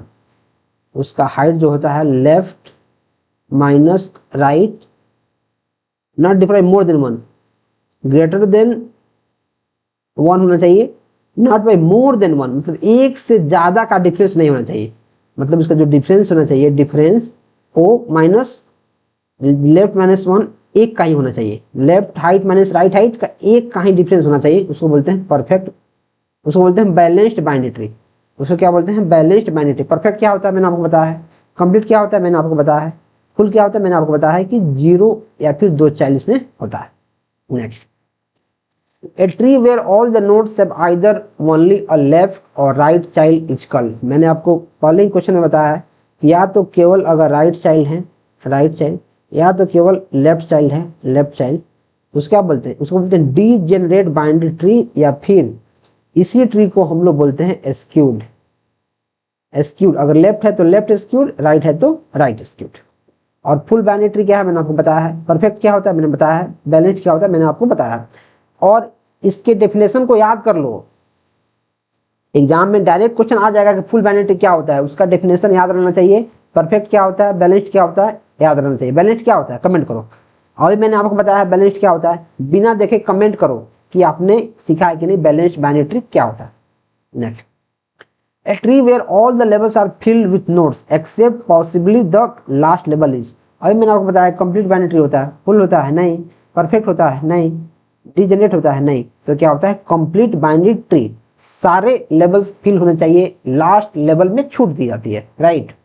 Next, और बहुत देर के बाद मैं आपको फिर से रिकमेंड करूंगा कि अगर आप काफी सीरियस हैं और आप पहले से चीजों को नहीं पढ़े हैं तो आप इस नोट्स को लेके काफी बेहतर तरीका से जल्दी सिलेबस कंप्लीट कर सकते हैं। आप महज 15 दिन में इस नोट्स को काफी बेहतर तरीका से पढ़ सकते हैं। एकदम काफी आसान लैंग्वेज में लिखा गया है ताकि कोई भी बंदा पढ़े तो उसको समझ में आए। और सिर्फ अभी ऑफर चल रहा है, सिर्फ 99 में आप नोट्स प्लस सीट्स दोनों को ले सकते हैं, जो आपकी काफी ज्यादा हेल्प कर देगा। इसका लिंक आपको डिस्क्रिप्शन में मिल रहा होगा, तो आप वहां से डेफिनेटली चेकआउट कर सकते हैं।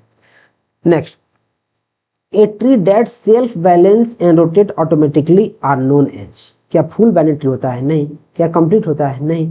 क्या बी ट्री होता है? नहीं। क्या एबीएल होता है? यस। एबीएल ऐसा ट्री होता है जो सेल्फ बैलेंसिंग बाइनरी ट्री होता है, सेल्फ बैलेंसिंग ट्री होता है जो ऑटोमेटिक रोटेट कर लेता है, राइट। क्या बी ट्री होता है? बी ट्री क्या होता है?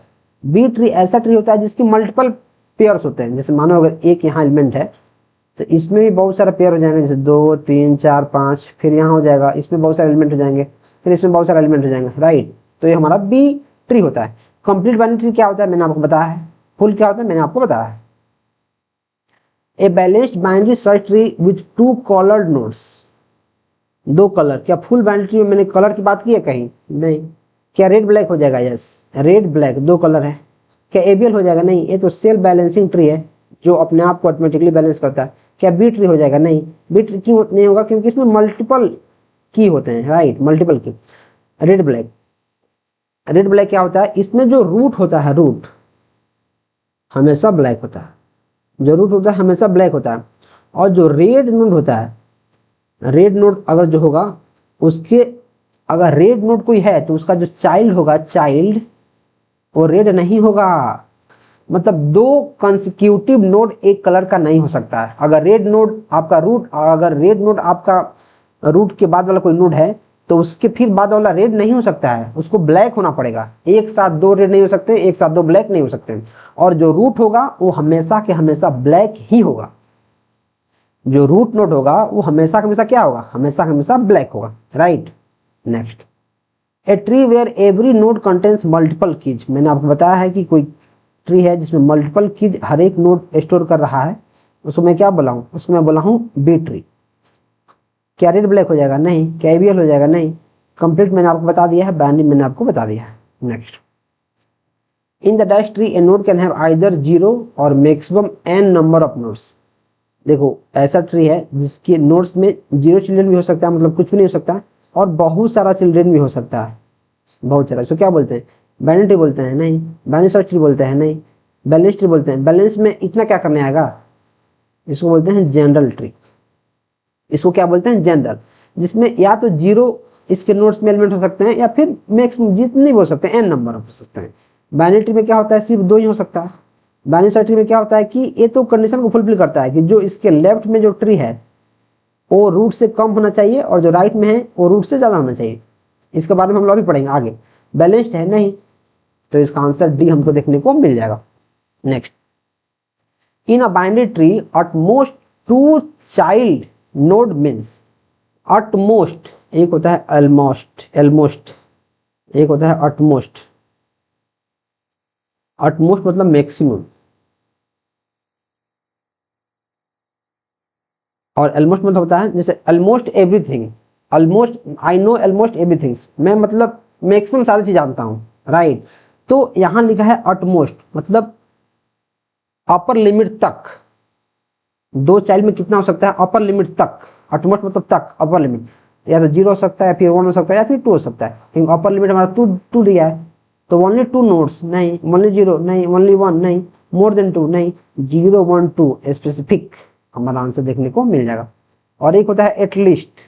एटलीस्ट, एटलीस्ट मतलब कम से कम, जैसे एटलीस्ट 1 बोला जा रहा है तो कम से कम 1 तो रहेगा ही, ज्यादा भी रह सकता है, कम से कम 1 चाहिए। एटलीस्ट मतलब कम से कम 1 चाहिए, कम से कम 1 मतलब ज्यादा से ज्यादा और भी हो सकता है, राइट।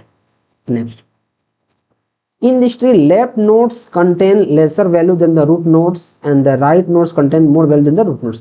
जैसे मानो यहाँ 10 है तो इसके लेफ्ट नोड में जैसे मानो यहाँ 9 है, फिर यहाँ 8 है, राइट। और जो इसके राइट नोड है, सपोज कर लो यहाँ 15 है, तो यहाँ 11 है, फिर यहाँ 16 है। बोला कि जो इसके लेफ्ट वाले नोड्स होंगे जितने, वो सब रूट से कम होंगे। इसके राइट में जितने भी नोड्स होंगे वो सारे रूट से ज्यादा होंगे। इसको क्या बोलते हैं? क्या इसको जनरल ट्री बोलते हैं? नहीं। जनरल ट्री में क्या होता है कि n नंबर ऑफ एलिमेंट्स हो सकते हैं, नोड्स हो सकते हैं, उसको बाइनरी सर्च ट्री बोलते हैं। यस, इसको बोलते हैं बाइनरी सर्च ट्री। क्या इसको एबीएल बोलते हैं? नहीं। एबीएल क्या होता है? ये तो सेल्फ बैलेंसिंग ट्री है जो ऑटोमेटिक अपने आप को बैलेंस करता है। क्या बी ट्री है? नहीं, इसमें तो मल्टीपल की होते हैं। इसको बोलते हैं बाइनरी सर्च ट्री, जिसका जो रूट नोड होता है वो लेफ्ट सब ट्री के सारे एलिमेंट से बड़ा होता है और जो राइट सब ट्री होता है उसके सारे एलिमेंट रूट से बड़े होते हैं, right. Next, the post order traversal of the binary tree इतना इतना find its pre order traversal. देखो तो हमारे पास है D E B F C A. बोला कि इसका जो पोस्ट ऑर्डर ट्रावर्सल दिया गया इतना। पोस्ट ऑर्डर, पोस्ट मतलब क्या होता है? मैंने आपको पहले ही बताया, पोस्ट मतलब होता है बाद में। बाद में मतलब जो रूट है वो सबसे बाद में होगा। तो इसका जो रूट है क्या हो जाएगा? ए हमें देखने को मिल जाएगा। इसका रूट हमें ए हो जाएगा, और रूट जो ए हो गया तो इसके जो बगल में जो एलिमेंट होता है उसके बाद उसको हम लोग रूट बनाते हैं, तो ये हमारा रूट बन जाएगा। तो ए हमारा क्या हो जाएगा? रूट बन जाएगा। तो मैं क्या करूंगा, अब इसके जो राइट सब ट्री होंगे उसमें हमारा सी हो जाएगा, और इसका जो है ए हो गया, सी हो गया, और बाकी ये सारे हमारा लेफ्ट सब ट्री में आ जाएंगे। तो इधर आ जाएगा हमारा बी, ये हमारा लेफ्ट सब ट्री में आ जाएंगे। तो इधर आ जाएगा बी, इधर आ जाएगा डी, इधर आ जाएगा ई, और इधर आ जाएगा एफ। ये इसका प्री ऑर्डर हो जाएगा। प्री मतलब क्या होता है? पहले, मतलब इसमें जो रूट होगा वो पहले आ जाएगा। इसका जो रूट होगा वो क्या आ जाएगा? पहले आ जाएगा। तो अब हमारा ट्री बन गया। तो प्री ऑर्डर में इसको अगर निकालूंगा तो प्री मतलब क्या होता है? पहले, मतलब रूट पहले होगा। तो रूट फिर लेफ्ट, लेफ्ट में जाओगे तो फिर रूट फिर लेफ्ट, तो रूट लेफ्ट, लेफ्ट फिर लेफ्ट में जाओगे तो फिर रूट। देखो यहाँ रूट फिर लेफ्ट, फिर यहाँ जाओगे तो ये रूट हो गया, रूट तो फिर लेफ्ट, तो रूट लेफ्ट और राइट, यहाँ ई हो गया। अब ये सारा रूट हो गया, लेफ्ट हो गया। राइट में जाओगे तो फिर यहाँ रूट, रूट फिर यहाँ लेफ्ट, लेफ्ट और राइट में कुछ नहीं है तो कुछ नहीं। तो A B D E C F, ये हमारा आंसर देखने को मिल जाएगा। मुझे लग रहा है ये चीजें आपको समझ में नहीं आई है। देखो हमारे पास बोला है कि post order traversal binary tree का दिया गया है, हमें इसका प्री ऑर्डर निकालना है। पोस्ट मतलब क्या होता है? बाद में। पोस्ट ऑर्डर मतलब होता है बाद में, मतलब जो हमारा एलिमेंट है उसका जो रूट है वो सबसे बाद में होगा, राइट। तो जो ए है सबसे बाद में है, जो ए है यहाँ तो सबसे बाद में, मतलब जो ए है वो रूट बन जाएगा, राइट। जब ए रूट बन गया तो उसके कुछ एलिमेंट्स हमारे लेफ्ट में होते हैं रूट के और कुछ एलिमेंट्स हमारे राइट में होते हैं, लेकिन ए हमें पता नहीं चलता है कि कितने एलिमेंट्स लेफ्ट में होंगे और कितने एलिमेंट्स राइट में होंगे, राइट, ये हमको पता नहीं चलता है। तो ये हमें हिट एंड ट्रायल करके पता करना पड़ता है, क्योंकि सिर्फ एक ट्रावर्सल दिया है पोस्ट ऑर्डर, उसकी हेल्प से हमें प्री ऑर्डर निकालना मुश्किल है। अगर पोस्ट ऑर्डर दिया है उसके साथ ही साथ एक और ट्रावर्सल दिया है, जैसे इन ऑर्डर, पोस्ट ऑर्डर और इन ऑर्डर दोनों दे दिया है, तब प्री ऑर्डर हम लोग निकाल सकते हैं काफी बेहतर तरीका से।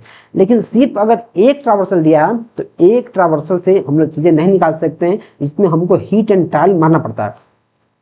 तो कि मैंने क्या किया है, जो लास्ट एलिमेंट है उसको हमने रूट मान लिया है, रूट, और जो सेकेंड लास्ट एलिमेंट होता है उसको भी हम लोग रूट मानते हैं, लेकिन राइट सब ट्री का। और इसमें से कुछ एलिमेंट को हम लोग पहले रख देते हैं और बाकी जो एलिमेंट रहता है उसको बाद में रख देते हैं। ऐसा हम हिट एंड ट्रायल करते हैं तो आंसर आता है। तो आई थिंक कोई आंसर मिल रहा है कि नहीं? ए बी डी नहीं है, ए बी डी नहीं है, A B D E C F. देखो इसका answer A B D E C F, हाँ A B D E C F हमारा आंसर मिल गया।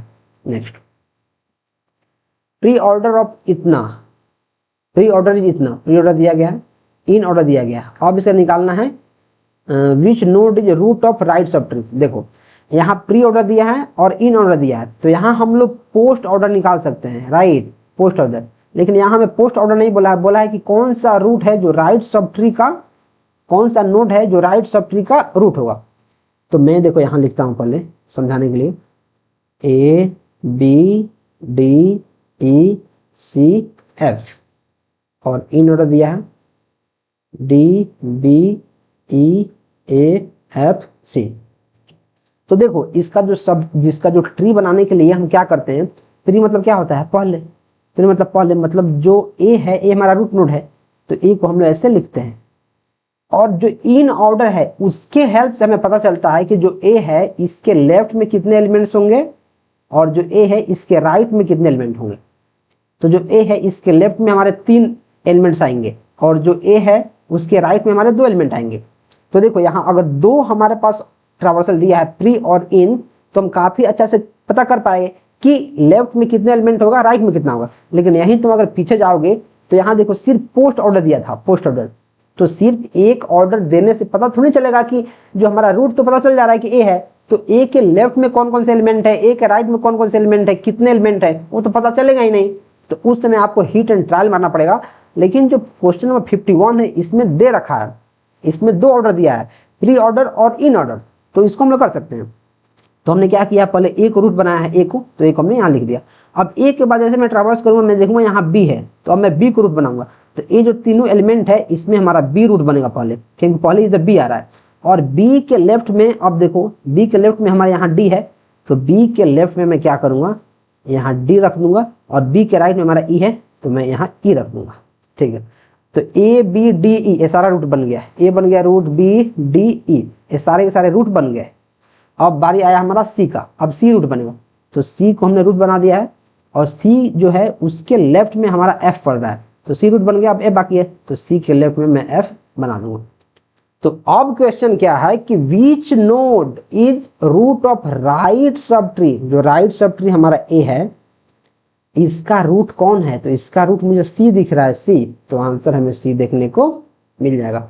तो आई थिंक अभी आपको समझ में आया होगा कि प्री ऑर्डर दिया रहता है, इन ऑर्डर दिया रहता है, कम से कम 2 ऑर्डर दिया रहेगा तो तीसरा ऑर्डर काफी आसानी से निकल जाएगा।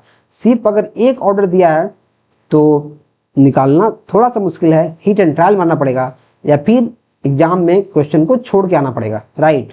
Next, a binary tree whose every node has either 0 or 2 children is called। या तो 0 हो या फिर 2 चिल्ड्रन, उसको क्या बोलते हैं, कंप्लीट बोलते हैं, नहीं। क्या बाइनरी सर्च ट्री बोलते हैं, नहीं। क्या एक्सटेंडेड बाइनरी ट्री बोलते हैं, यस, इसको क्या बोलते हैं, एक्सटेंडेड बाइनरी ट्री। इसके डेफिनेशन याद कर लो, बोला कि ऐसा बाइनरी ट्री जिसका हर एक नोड या तो 0 हो या 2 चिल्ड्रन हो, उसको क्या बोलते हैं, उसको बोलते हैं एक्सटेंडेड बाइनरी ट्री।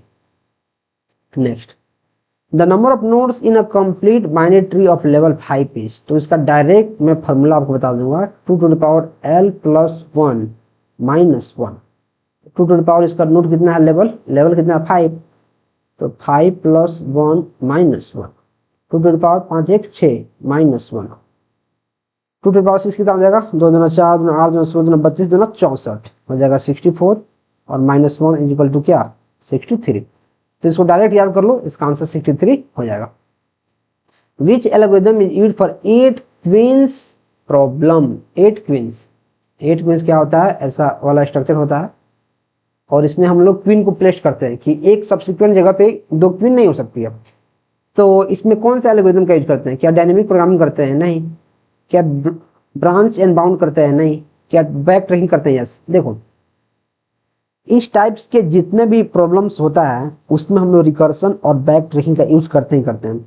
और खासकर जब हमारे पास ग्राफ आता है, ट्री आता है, तो इसमें तो रिकर्सन का बहुत बड़ा यूज होता है, क्योंकि एक ही चीज को लेफ्ट में जाना है, लेफ्ट राइट में जाना है, लेफ्ट में जाना है, राइट में जाना है, तो उस समय बैक ट्रैकिंग और रिकर्सन का काफी बेहतर तरीका से यूज हो रहा होता है। तो ये हमारा क्वेश्चन नंबर क्या है, कौन है 53। इसमें हम क्या करते हैं, किसी प्लेस पर क्वीन को पुश करते हैं, राइट, और चेक करते हैं कि जो पहले से हम क्वीन रखे हैं उसी जगह पे हमारा नया क्वीन तो नहीं आ गया है। और इसको करने के बाद अगर हमारा सेफ है, मतलब उस पहले हम यहाँ क्वीन रखे हैं और अभी हम मेरा क्वीन यहाँ आ रहा है, मतलब सेफ है। अगर सेफ है तो हम लोग इसको नेक्स्ट मूव इसको कराएंगे, रिकर्सिवली कराएंगे। अगर सेफ नहीं है, जैसे मानो यहाँ है और यहीं पे हमारा एक और क्वीन आ रही है, तो इसको हम बैक ट्रैक करेंगे, मतलब वापस जाएंगे कि ऐसा कुछ नहीं करना है। तो आंसर हमारा सी देखने को मिलेगा। In a binary tree what is the term used to describe a node with, क्या लिखा है, नोड विथ नो पेरेंट, यहाँ नोड विथ नो लिखा है, नोड विथ नो पेरेंट। बोला कौन सा बाइनरी ट्री है जिसमें किसी नोड का कोई भी पेरेंट नहीं है, किसी नोड का कोई भी पेरेंट नहीं है। 1 मिनट में पहले लैपटॉप को ऑन कर लेता हूँ, चार्जर। हाँ, कोई भी उसका पेरेंट नहीं है, तो क्या उसको रूट बोलेंगे, यस। क्या उसको लीफ बोलते हैं, नहीं। क्या चाइल्ड बोलते हैं, नहीं। क्या सिबलिंग बोलते हैं, नहीं। देखो, और मैं ट्री समझाता हूँ, जैसे यहाँ है, जैसे मान लो एक ट्री है, तो ये हमारा क्या बोलते हैं, इसको बोलते हैं रूट नोड। और ये हमारा क्या है, एक चाइल्ड है, ये दोनों चाइल्ड नोड है।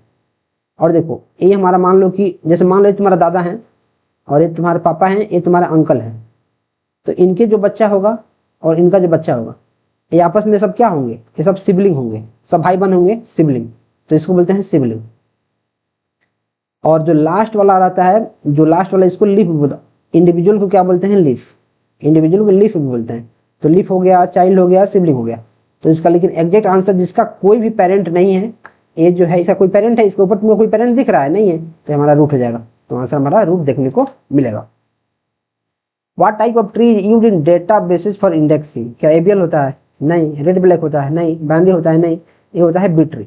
इंडेक्सिंग के लिए बी ट्री का यूज करते हैं, क्यों, क्योंकि यार इसमें क्या होता है कि मल्टीपल कीज होता है, तो मल्टीपल कीज के चलते इसको हम लोग इंडेक्स कर सकते हैं, right. What is the number of edges present in the complete graph having n vertices. तो इसका डायरेक्ट फॉर्मूला मैं आपको बहुत दिन से बताया हूँ अलग अलग वीडियो में, n इंटू n-1/2, डायरेक्ट आपको फॉर्मूला इसको देखने का मिल जाएगा। Question number 56।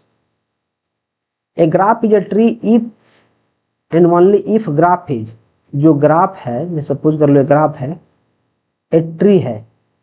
ए ट्री कब है, क्या डायरेक्टेड ग्राफ है, तो नहीं। Contains no cycle, yes. देखो जो ग्राफ होता है उसमें साइकिल रहता है, लेकिन जो ट्री रहता है, जैसे मानो बाइनरी ट्री है, इसमें तुम्हें कोई साइकिल दिख रहा है। साइकिल का क्या मतलब है कि जैसे यहाँ से यहाँ गए, यहाँ से यहाँ गए, यहाँ से यहाँ गए, तो फिर यहाँ से यहाँ आ सकते हैं।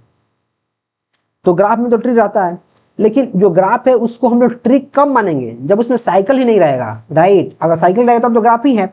तो मैं क्या करूंगा, उसमें साइकिल को मार भगाऊंगा। जब साइकिल को आप उसमें से भगा दोगे, साइकिल नहीं रहेगा, तो हमारा क्या हो जाएगा, वो ग्राफ हमारा ट्री बन जाएगा। Which algorithm is used to find the shortest path in weighted graph. क्या वो क्रूस्कल एल्गोरिथम होता है, Floyd Warshall algorithm, Dijkstra algorithm और मोर देन वन। तो इसको मैं बताता हूँ। जो डिजिट-कस्त्रा एल्गोरिथम होता है, जो बेलमैन एल्गोरिथम होता है और जो फ्लोयड वार्सल एल्गोरिथम होता है, इन तीनों एल्गोरिदम के हेल्प से हम लोग shortest path in weighted graph निकाल सकते हैं। वेटेड ग्राफ का क्या मतलब है, जैसे मानो यहाँ कोई एलिमेंट है, यहाँ कोई एलिमेंट है अगर, तो इसके जो एजेस होते हैं उनका कुछ वेट होता है, इसको बोलते हैं वेटेड ग्राफ। तो कौन कौन से ऐसे एल्गोरिदम हैं जिसके हेल्प से हम लोग शॉर्टेस्ट पाथ फाइंड आउट करते हैं? Dijkstra algorithm, yes. Bellman Ford, क्या बेलमैन इसमें है? नहीं, बेलमैन इसमें नहीं है। फ्लोयड वार्सल है, हाँ फ्लोयड वार्सल है। तो क्रुस्कल है? नहीं, क्रुस्कल नहीं। तो हमारा क्या हो जाएगा? More than one of the above, इसका आंसर देखने को मिल जाएगा। अब आप बोलेगे भैया यार कैसे पता चलेगा कि जो फ्लोयड वार्सल एल्गोरिदम है वो शॉर्टेस्ट पाथ को फाइंड आउट करता है? तो मैं बोलूंगा देखो पता नहीं चलता है, इसको करना पड़ता है याद, इसको याद करना पड़ता है। कैसे? ऐसे याद करो, Floyd Warshall algorithm shortest path, Floyd Warshall algorithm shortest path, Floyd Warshall algorithm shortest path. 3 बार 4 बार 5 बार पढ़ो, सबको याद कर लो, इसको याद करना पड़ता है। Next, which algorithm is used to find the minimum spanning tree and graph? इसमें भी हमारे पास 2 एल्गोरिदम देखने को मिलते हैं। एक होता है क्रुस्कल, क्रुस्कल लिख दिया हूं, क्रुस्कल, क्रुस्कल एल्गोरिदम और प्रिम्स एल्गोरिदम। एक क्या करता है? Minimum spanning tree in a graph find कोशिश करता है। जो 17 होता है? नहीं। ये क्या होता है? तो शॉर्टेस्ट पाथ होता है, ये तो नहीं होगा। क्रुस्कल होता है? नहीं। Minimum spanning tree, yes Kruskal होता है, यस। फ्लोयड वार्सल होता है? नहीं। तो इसका क्रुस्कल हमें देखने को मिल जाएगा। फ्लोयड वार्सल क्या करता है? फ्लोयड वार्सल, अब मैंने आपको बताया है फ्लोयड वार्सल क्या करता है, आपको कमेंट करना है। अभी मैंने इसके पिछले क्वेश्चन में ही बताया है, आप कमेंट कीजिए कि फ्लोयड वार्सल क्या करता है। Next, what are the appropriate data structure for the following algorithm? BFS मतलब breadth first search, first search मतलब ऐसे ऐसे करता है ब्रेथ। DFS मतलब डेप्थ फर्स्ट सर्च मतलब ऐसे करता है नीचे तक। BFS जो DFS मतलब नीचे तक करता है, मतलब इसमें स्टैक आता होगा, स्टैक ऐसे। जो DFS है B नंबर, उसमें स्टैक आता होगा, तो 2 नंबर में यहाँ Q है, 2 नंबर में यहाँ स्टैक, यहाँ स्टैक, ओके। जो BFS है वो ऐसे कर रहा है लिनियरली, तो इसको क्या बोलते हैं? Q में करता होगा। तो BFS हमारा Q हो जाएगा। तो Q यहाँ नहीं है तो ये गलत, Q यहाँ है, Q यहाँ है, ठीक है। जो प्रिम्स एल्गोरिदम है वो स्पैनिंग ट्री, उसमें क्या करता है? प्रायोरिटी क्यू करता है, ठीक है, लेकिन यहाँ यूनियन फाइंड है तो ये गलत हो जाएगा। क्रुस्कल क्या करता है? यूनियन फाइंड, तो हमारा B नंबर आंसर देखने को मिल जाएगा। आपको DFS याद है, आपको BFS याद है, राइट। BFS मतलब ब्रेथ फर्स्ट सर्च, Q की हेल्प से करते हैं। DFS depth first search, depth मतलब ऊपर से लेकर नीचे तक, डेप्थ तो स्टैक में करते हैं। और जो प्रिम्स एल्गोरिदम होता है स्पैनिंग ट्री के लिए, उसको प्रायोरिटी क्यू करते हैं, और जो क्रुस्कल होता है उसमें यूनियन फाइंड का हेल्प लेता है। Next, match the following. जो डिस्खतरा एल्गोरिदम है वो ग्रिडी एल्गोरिदम है, बेलमैन फोल्ड है वो डायनेमिक प्रोग्रामिंग का एल्गोरिदम है, और जो फ्लोयड वार्सल है वो भी डायनेमिक प्रोग्रामिंग का एल्गोरिदम है। इसको याद करो। देखो जो ग्राफ है ना, ग्राफ, इसके जो एल्गो है, एल्गो, उनको आपको याद ही करना पड़ेगा, ये समझने से काम नहीं चलता, क्योंकि इसमें इतना ना भयंकर चीज इंप्लीमेंटेशन इसका है कि उसको मतलब समझना मुश्किल है बहुत। तो इसको आपके जो एग्जाम में आएगा यही आएगा कि डी-छत्रा एल्गोरिदम किस टाइप का एल्गोरिदम है, बेलमैन फोल्ड एल्गोरिदम किसको फॉलो करता है, किस पे काम करता है, तो डायनेमिक प्रोग्रामिंग पे काम करता है। फ्लोयड वार्सल किस पे काम करता है? डायनेमिक प्रोग्रामिंग काम करता है। तो इसको याद कर लो, 4-5 एल्गोरिदम है, 4-5 चीजें हैं, उनको याद कर लेना है, उनको रट लेना है। Next, match the time complexity of, तो जो डी-छत्रा एल्गोरिदम होता है उसका टाइम कॉम्प्लेक्सिटी होता है O ऑफ, ये तो बिग O है, omega of, big O of क्या होता है? बिग O बोलते हैं इसको, बिग O ऑफ E मतलब एजेज, लॉग B मतलब वर्टिसेस। वैसे ही vertices edges, vertices edges, vertices edges, edges और वर्टिसेस।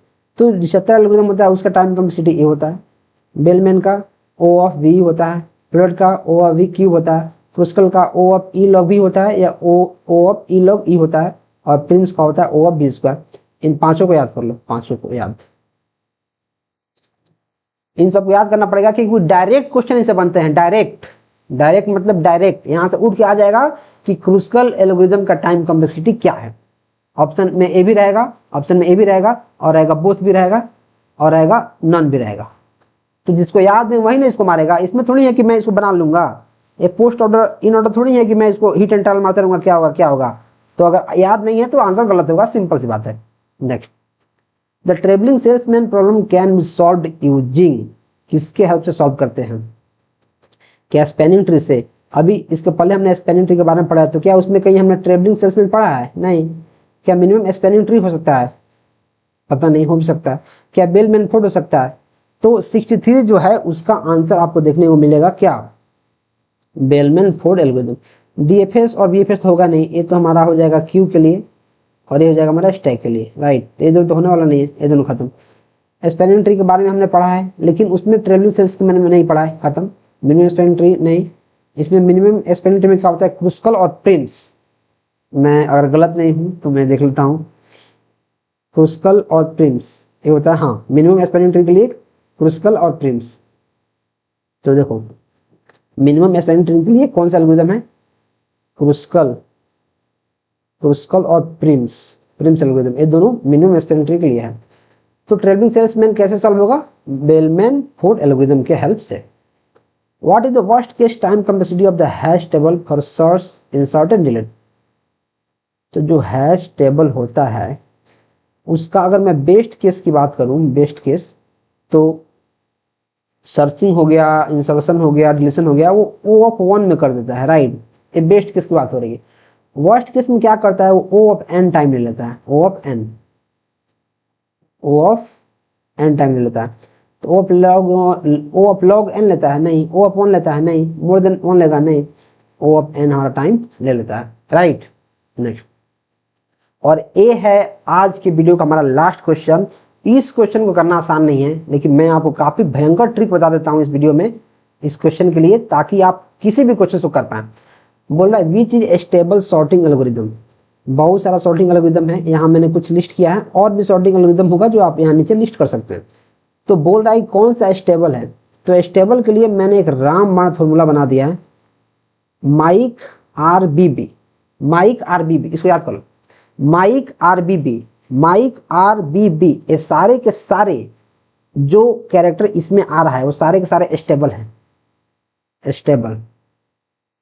माइक आरबीबी, सारे के सारे माइक आरबीबी याद कर लो, माइक आरबीबी याद कर लो, स्टेबल है। इसके अलावा कोई भी है वो अनस्टेबल है। आपसे एग्जाम में पूछ देगा जो क्विक सॉर्ट है वो स्टेबल एल्गोरिथम है कि अनस्टेबल है। तो आपको याद है कि माइक आरबीबी, तो एम से क्या होता है? मर्ज सॉर्ट, आई से इंसर्शन सॉर्ट, सी से काउंटिंग सॉर्ट, आर से रेडिक्स सॉर्ट, बी से बकेट सॉर्ट, और एक और बी से बबल सॉर्ट। जितना मैंने टिक मारा है वो सारे के सारे हैं स्टेबल, और इसके अलावा कोई भी एल्गोरिथम है जो यहाँ लिखा गया है सॉर्टिंग या फिर नहीं लिखा गया है वो सारे के सारे अनस्टेबल हैं। तो आप याद रखना, mic RBB, MIC, mic RBB stable है, बाकी सारे के सारे अनस्टेबल है। इसको याद कर लो, याद। Next, thank you. और मैं आपको एक बार फिर से रिकमेंड करना चाहूंगा कि अगर आप सच में तैयारी कर रहे हैं और आपके पास नोट्स नहीं है, आप थ्योरी पहले से नहीं पढ़े हैं, तो आप चीज़ों को ले सकते हैं और अच्छे से रिवीजन कर सकते हैं, प्रैक्टिस सेट कर सकते हैं, जिससे काफ़ी ज़्यादा आपको हेल्प मिलेगा। तो चलिए अब मिलते हैं नेक्स्ट वीडियो में। और यार चैनल को सब्सक्राइब करना बहुत जरूरी है, सब्सक्राइबर्स बहुत जरूरी है। और मैंने क्या किया, देखो यहाँ डिजिटल, मैंने पिछले PPT को उठा के यहाँ कॉपी किया, तो यहाँ डिजिटल लॉजिक ही मैंने लिख दिया है, जबकि यहाँ होना चाहिए क्या? Data structure. तो मैं वीडियो में आपको सारा एडिटेड मिलेगा, लेकिन लास्ट में मैं यहाँ बता रहा हूँ मुझे डिजिटल लॉजिक यहाँ अब दिख रहा है, राइट। तो आप चैनल को प्लीज अभी कभी सब्सक्राइब कर लो, क्योंकि सब्सक्राइबर्स बहुत जरूरी हैं और हम लोग बहुत आगे जाना है, स्टेट क्लियर करना है, BPSC तैयारी क्लियर करना है, जॉब